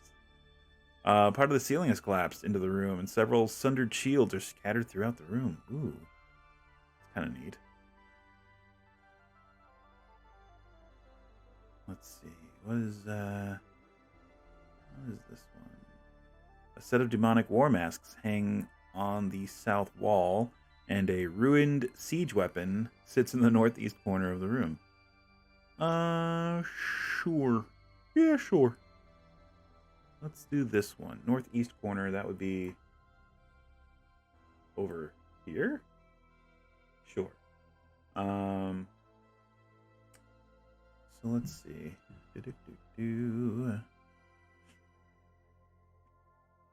This, again, has no lighting. It's all going to be reliant on the PCs bringing a light source or having dark vision. One of the two. One of the two. So, demonic war masks hang on the south wall. Well, cool. How do we do demonic war masks? We have options. We have some options now. Let's see. Let's go into props. Let's go into interior misc. We can do this. We can do a series of these. Those are kind of mask-y, I guess. Closest we got. Oh, wow, that's it, huh? Okay. Not a big deal. Grim. What do we have in Grim? We got those. Nothing speaking to me. Oh, we can just use the jack-o'-lantern. We can just phase it into the wall. There you go. Demonic mask. Ta-da. Done and done. even has its own light. Done and done. So we'll put one there. We'll put one there. We'll move one down to here. We'll move one up here. Put one over here. Maybe a little closer. There we go. And about there. And one over. Oops.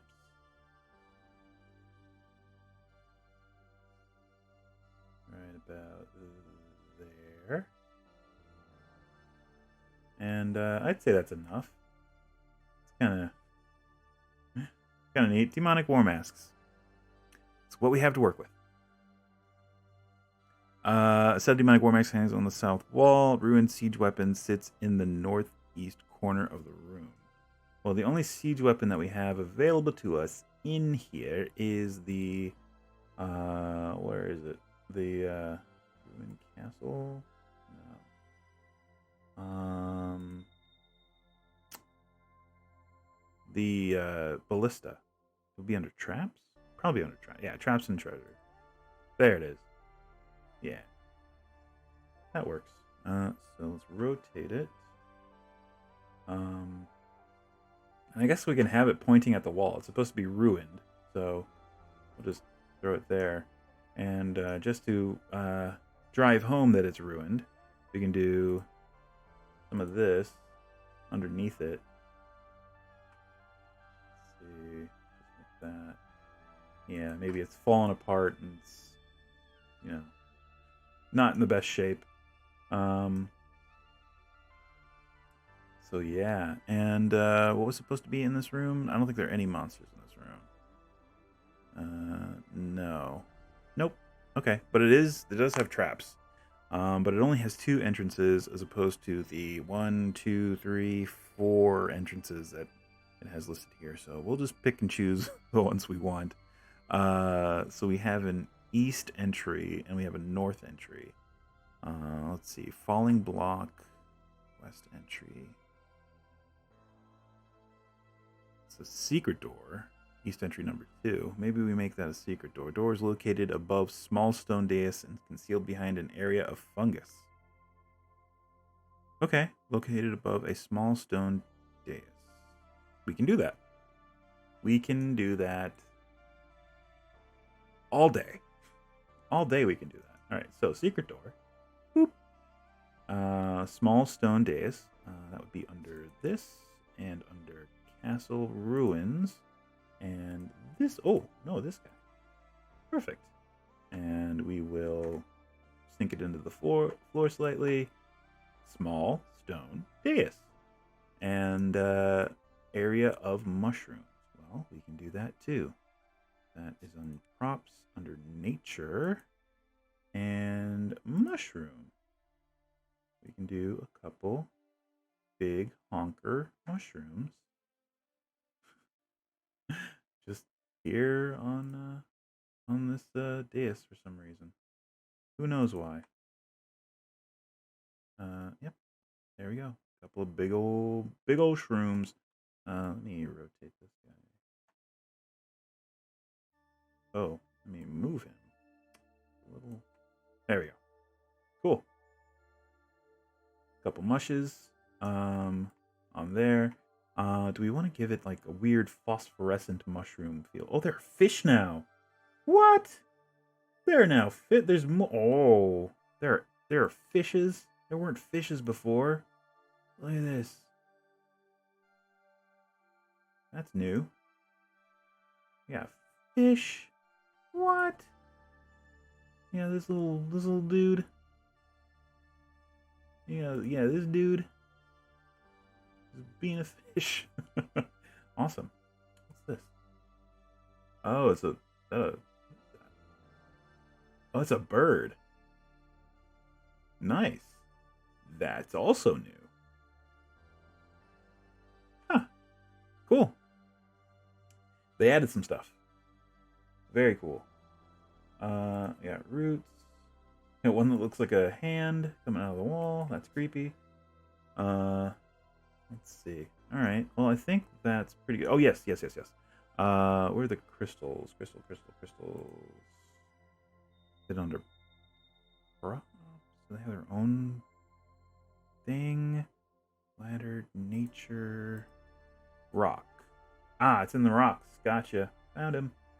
All right. So phosphorescent mushrooms. I guess the blue ones are the only ones that are really able to hide easily. So let's just do that and up into those shrooms and place it. And nope, you still see it. Let's try and get it out of there. There we go. I think I'm going to have to just hide it in the stone dais itself. Maybe down a little. And then in a little, and then right there. And there, you can see the light, but you can't actually see the stones. So there you go, phosphorescent mushrooms.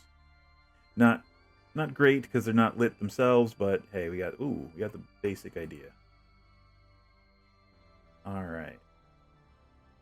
And we can probably have mushrooms going. What's that? Oh, it's a pile of coal. Oh, they finally separated that from the one with the pickaxe. Nice. And is this rubble? Oh, they have rubble. Look, they got rubble. They actually have rubble. I love it. Love it. Well, they had one before, as you can see on the other side here. They have this big thing of rubble, but now they have little rubble. But I guess it's coal. But it looks like rubble, and that's what's important. Rubble. Awesome. All this new stuff is so cool. Oh my god, there's so much cool stuff. Let's see, plant. Nothing new there. But as I was saying, we could. I think this one's tilted, so we can kind of put it coming out of the wall. Yeah, if we just angle it like that, and kind of put it there, coming out of the wall, rotate it maybe a little bit, like that. Yeah, and we can just do shelf mushrooms, sorta. And that's something that they should look into adding in one of their next updates. Some shelf mushrooms. Those are very cool and useful. And we'll do another one. Whoa. Right about. Whoa. About there. Yeah, come up a bit. There we go. I keep hitting shift again when I shouldn't be. I keep forgetting it's a toggle. So it once you have it set to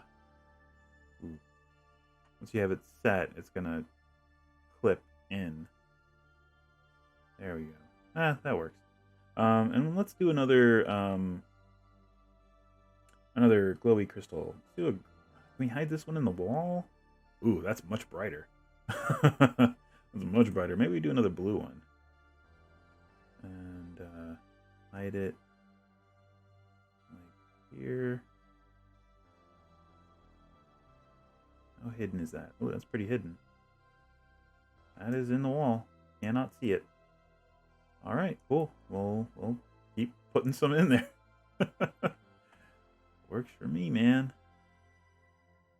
So yeah, once you move the tile over into the map, if you hit Shift, it will turn on clipping. It'll toggle it on, so you can. But before you're, wait, why did that? Oh, that's just the angle. Oh wait, no, now it's no. Weird.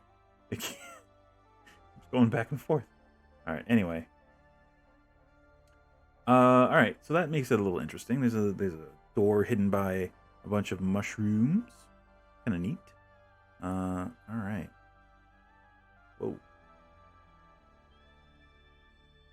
And we got more rubble. Let's go ahead and copy that and put some more in here. Oop. There we go. And there. And turn it around. There we go.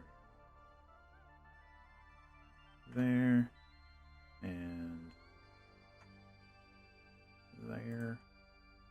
And we can throw in some of this.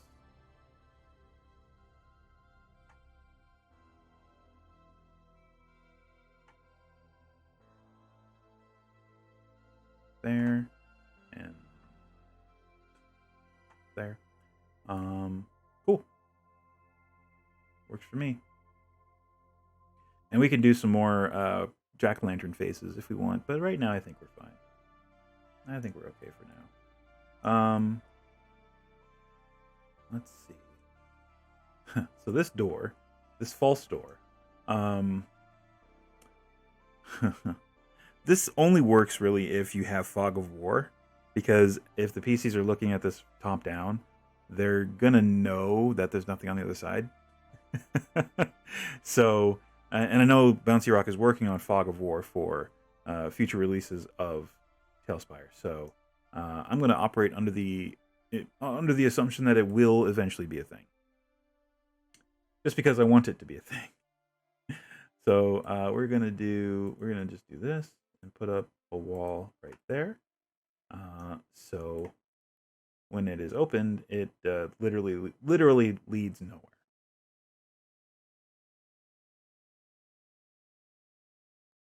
All right, back to building materials, and let's see. Whoa, right there. That, and I guess these walls are going to be just double thick, because I don't feel like finagling and picking a side on these things, so they're just going to end up doing that. That's going to go all the way out of there. Or is it? It's not here. Interesting. All right. So we got 3 rooms. They're all, I think they're all going to be about the same size. But this should be fun figuring out what these do. Let's see. Doors. What kind of doors? I think stone doors on all these. So I think they might be related in some way. Yeah, it's for some reason it's not letting me open any doors. It's not letting me open anything. All right, so that's another bug. I'm gonna have a couple bugs to report after this. That's fine. That's fine. Still in beta. Still in beta. I like how with the Chimera build on the disclaimer at the start, instead of saying with the Dragon build, they said there may be bugs or expect bugs. On the Chimera build, they said there will be bugs. It will be buggy. But hey, it's still an awesome Awesome. Awesome thing. Let's see. Maybe each of these rooms, and I'm going off script here, so I can get rid of this. Let's go ahead and turn that off. There we go. Hey, going off script here. So I think each of these rooms, what if it is a prison cell or a room that holds some prison cells? Each one of these. And maybe there were, yeah, this is like an oubliette, basically. You put prisoners down here, not like you want them to stand trial for anything or anything like that. You just put them down there to forget about them and this is until they die. And that's the point. That's the point of these rooms. So let's see. Let's move our grid down to there. And let's start building some more. Let's see. We got these walls. I would say, let's see, that's 1, 2, okay, 3. Yeah, it's going to be about that big, each one of these. Corner piece. And I kind of want to use these, the castle ruin floor tiles. I like them a lot. So let's do that and that, and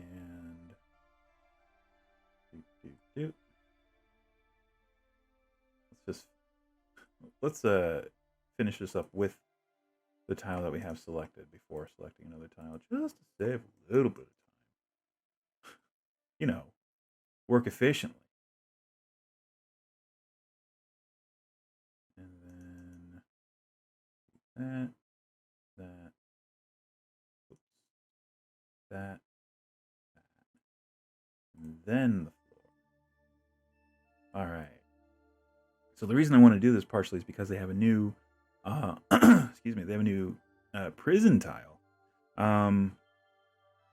which I forget what it's in. Is it in dungeon? I think it is. Yes, there it is. The new prison tiles. Cool. So this is basically going to be, we're going to shift so we can merge into the wall. I would say it's going to start up here on that side, there, on that side of the tile. Whoa. In the middle of the tile? What? Wait. Was that a mess up, or what was that?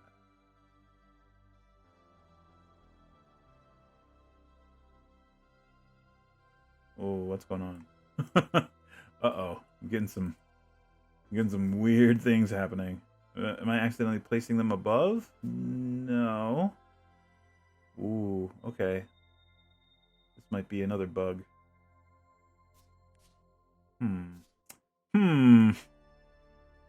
Would you ever consider doing YouTube vids about DMing? Oh man, I would, but I don't know. I mean, any advice I get? Well, I mean, yeah, I mean, I don't know. Probably. I mean, I am starting to do some VODs for YouTube, but they are Let's Plays. I actually recorded my first batch yesterday.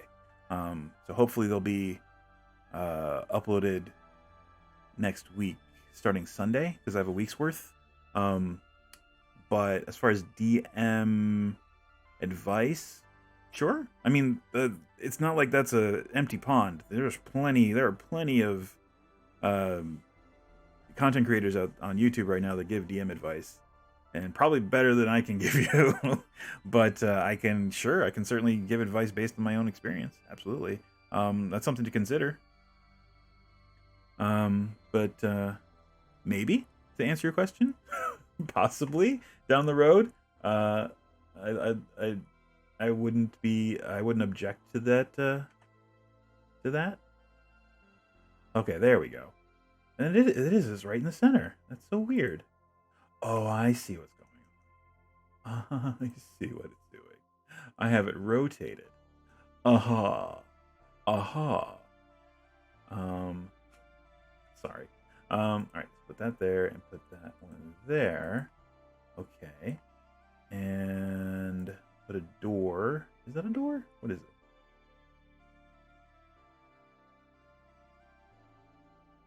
Or is that just a... I don't know what that is. What game am I going to post on YouTube? I kind of want to keep that a surprise.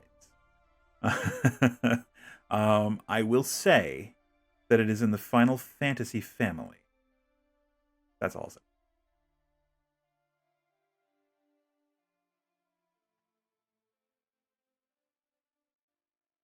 Are these doors? And if so, can I open them? They look like doors. Hold on, let me get out of build mode. Whoa, whoa. There we go. Yeah, it's still not letting me open anything. But you're supposed to be able to right-click on the doors, and a thing will pop up with a prompt to open the door. And it's not. Oh, there it is. Aha. Okay, so these are doors, but I don't think they're not doors you can open, which is weird. Huh. Okay. Will you let me close the door? There you go. All right. So weird. Let's get rid of these, because that's not going to work for what we want. There are actually prison doors. Her. But they don't line up with... Ooh, where's that going that it's not? Huh. Okay. It just wasn't... Oops. It just wasn't placing.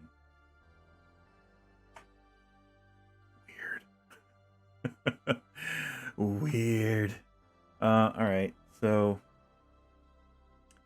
I guess we just use the I don't want to, but I guess we're just gonna have to use these. Maybe they are supposed to be doors, but they're not working. But then again, no doors are really working. Whoa, some super spam there. Yikes. Yikes. Do I have any options with this? No. Alright, whatever.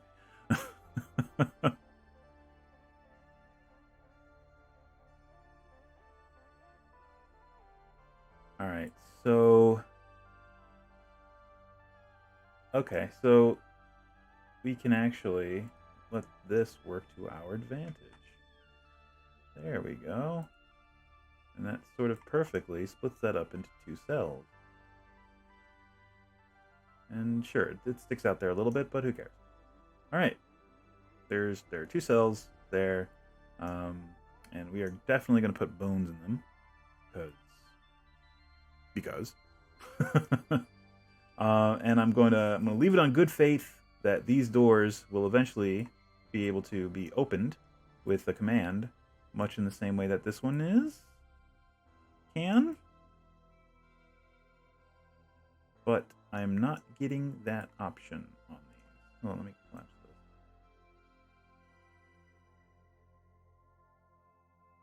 Sure, whatever. That's fine.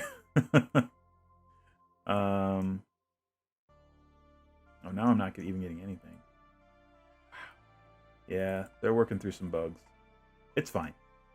Oh, there we go. Close. Aha! Alright.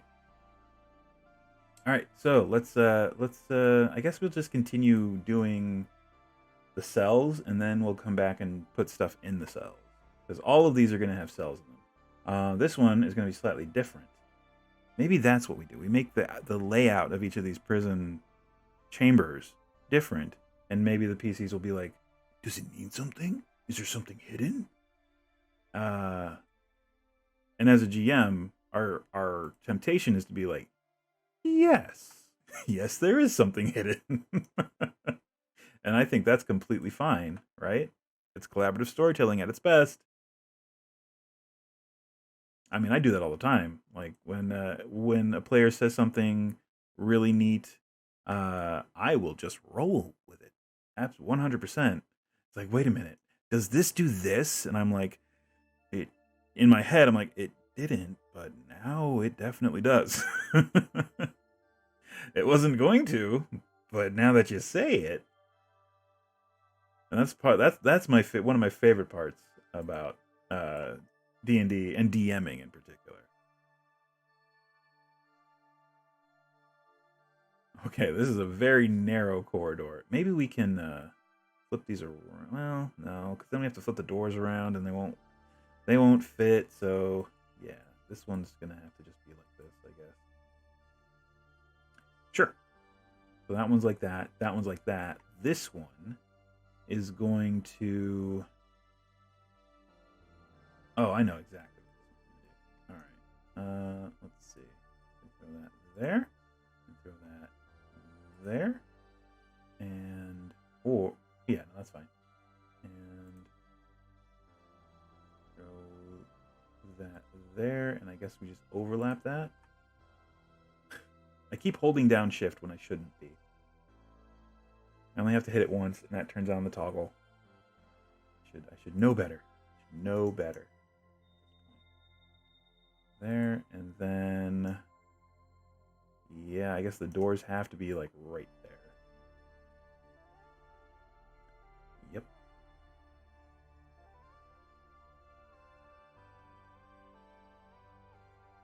Okay. Do we want to bring this out a little bit? I think we should probably bring this out a little bit. Well, actually, that won't really make a whole lot of sense, though. Oh, we can actually bring it out to the half. Oh, awesome. And that's perfect.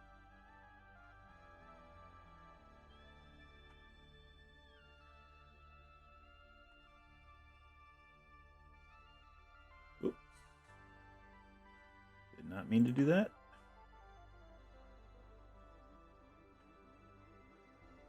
There we go. That's better. All right. Cool. All right. So another feature in these rooms that I am just deciding exists are ever-burning torches. They have ever-burning torches on the walls. In the numerations of 2, 1, and 0. This will have 1. This will have 2, and this one will have 0. So ever-burning torch we can do if we go into props and lights and this gentleman, and we use Control to adjust the height, and Shift to turn on clipping, and then we just put it where we want it. We just yeah, and be sure to get a bird's eye view. That way you can tell how close to the wall you are. Otherwise, it'll just be floating in space. There we go. There is one ever-burning torch. It's a little tall. It's a little high. Let's bring it down a little bit. There. Still a little high. Still a little high. This is a very big torch. This isn't a carrying around torch. It is on the wall, and you could carry it around if you were an ogre kind of torch. All right, and it is an ever-burning torch, so it's always on. There we go, and bird's eye view, and this should be at the same level.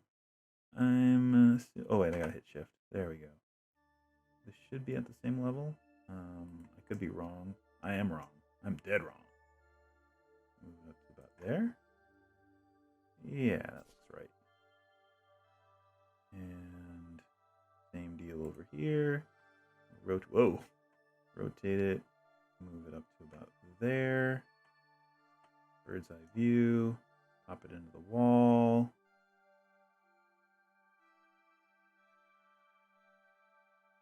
And yeah, that looks about right. It's a little high, but we can always pull it down a smooch, a smidge, a scotch.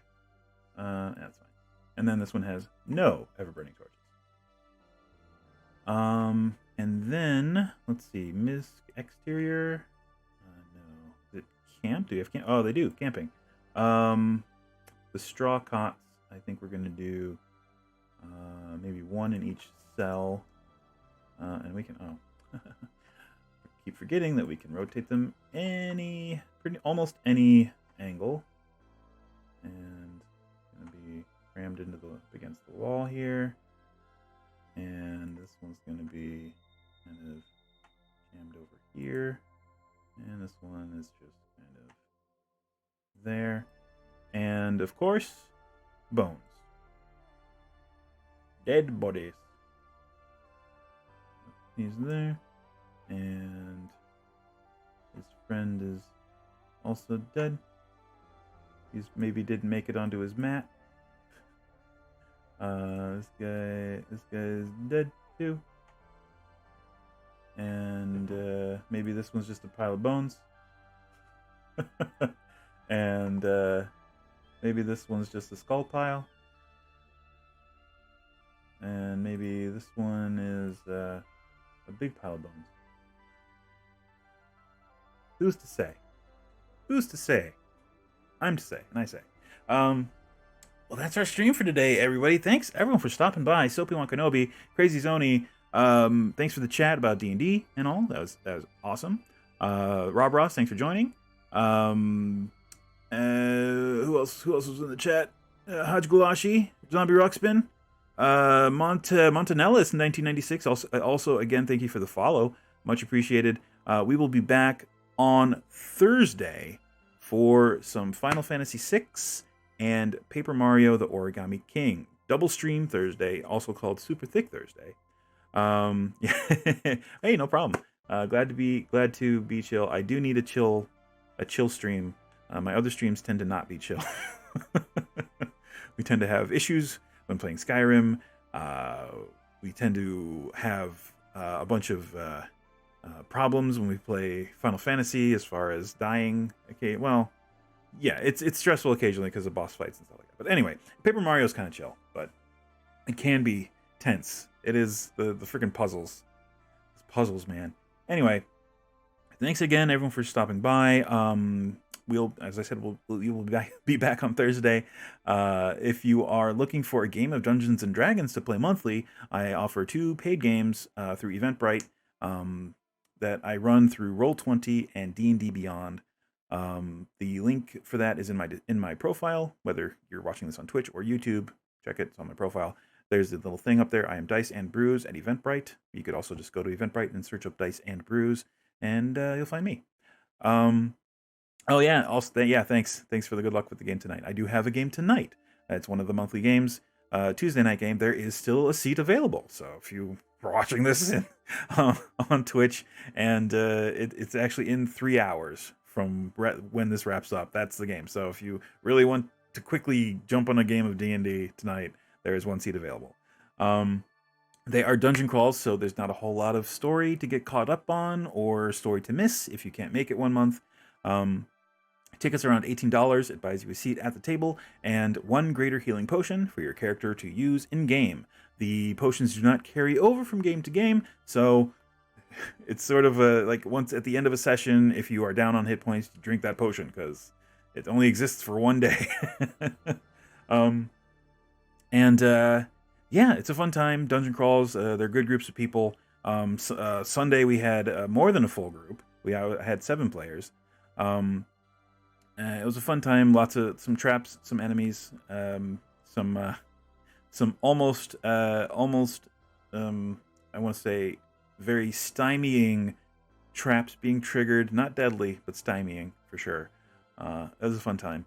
So yeah, check that out if you're interested at Eventbrite, Dice and Brews at Eventbrite. If you're looking for a non-D&D TTRPG to play with your friends and or family over video chat, check out tourguidegames.com. They offer professionally, my tongue does not work today, professionally led TTRPGs for you and your friends and family. All you need is your phone. When you pay for the session, you are sent a link to take you to a video chat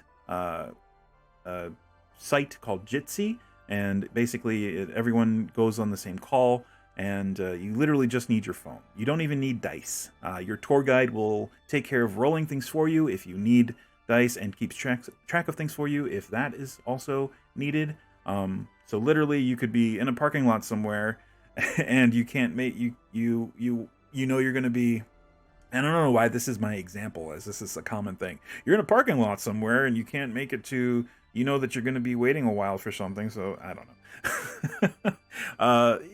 Yeah, I mean, it's the sort of thing that you can do sitting on your couch, you know, while your friends and her family are elsewhere in the world, and you can just join on this, you know, join on this video chat and play a neat little, fun, easy to learn game, like Time and Temp, All Out of Bubblegum, Project Ninja Panda Taco, Lasers and Feelings, Guild of Orpheus, let's see, other one, Fiasco, and Time and Temp. What's the? I think that's it. I might have missed one. Oh, Honey Heist. That's another one that we're working with. Another Grant Howitt 2-page RPG. Super easy to pick up and play. It's beyond easy, and it is a blast. They're all fun. And if you're looking for an especially improv-heavy game, check out Fiasco. Fiasco is a great way to get, if you feel that the need to act, I guess, in an improv kind of situation, that's basically a Coen Brothers film. That's Fiasco. It's a good time. So yeah, check them out over at tourguidegames.com if you're interested in that. Aside from that, everyone, please stay safe, wear a mask, wash your hands, don't touch your face, the mask goes over your nose, social distance whenever possible, and just be awesome to each other. And also announcement, somewhat soon, I'm hoping to do this soon, hopefully this weekend if I have time, I'm going to get my merch page set up here on Twitch. So if you want to buy my one piece of merch that I have, which is the Fail holographic sticker, available, which is soon to be available on my merch page. This is my Fail emote in sticker form. So if you want one of these, just keep an eye on my merch page because it's gonna be coming soon. But yeah, thanks everyone for stopping by, and we will catch you later. Hey, what's up? If you enjoyed this video, be sure to hit the like button and also hit the bell if you want to know when I post some new stuff. You can see some of my other stuff right over there on the screen.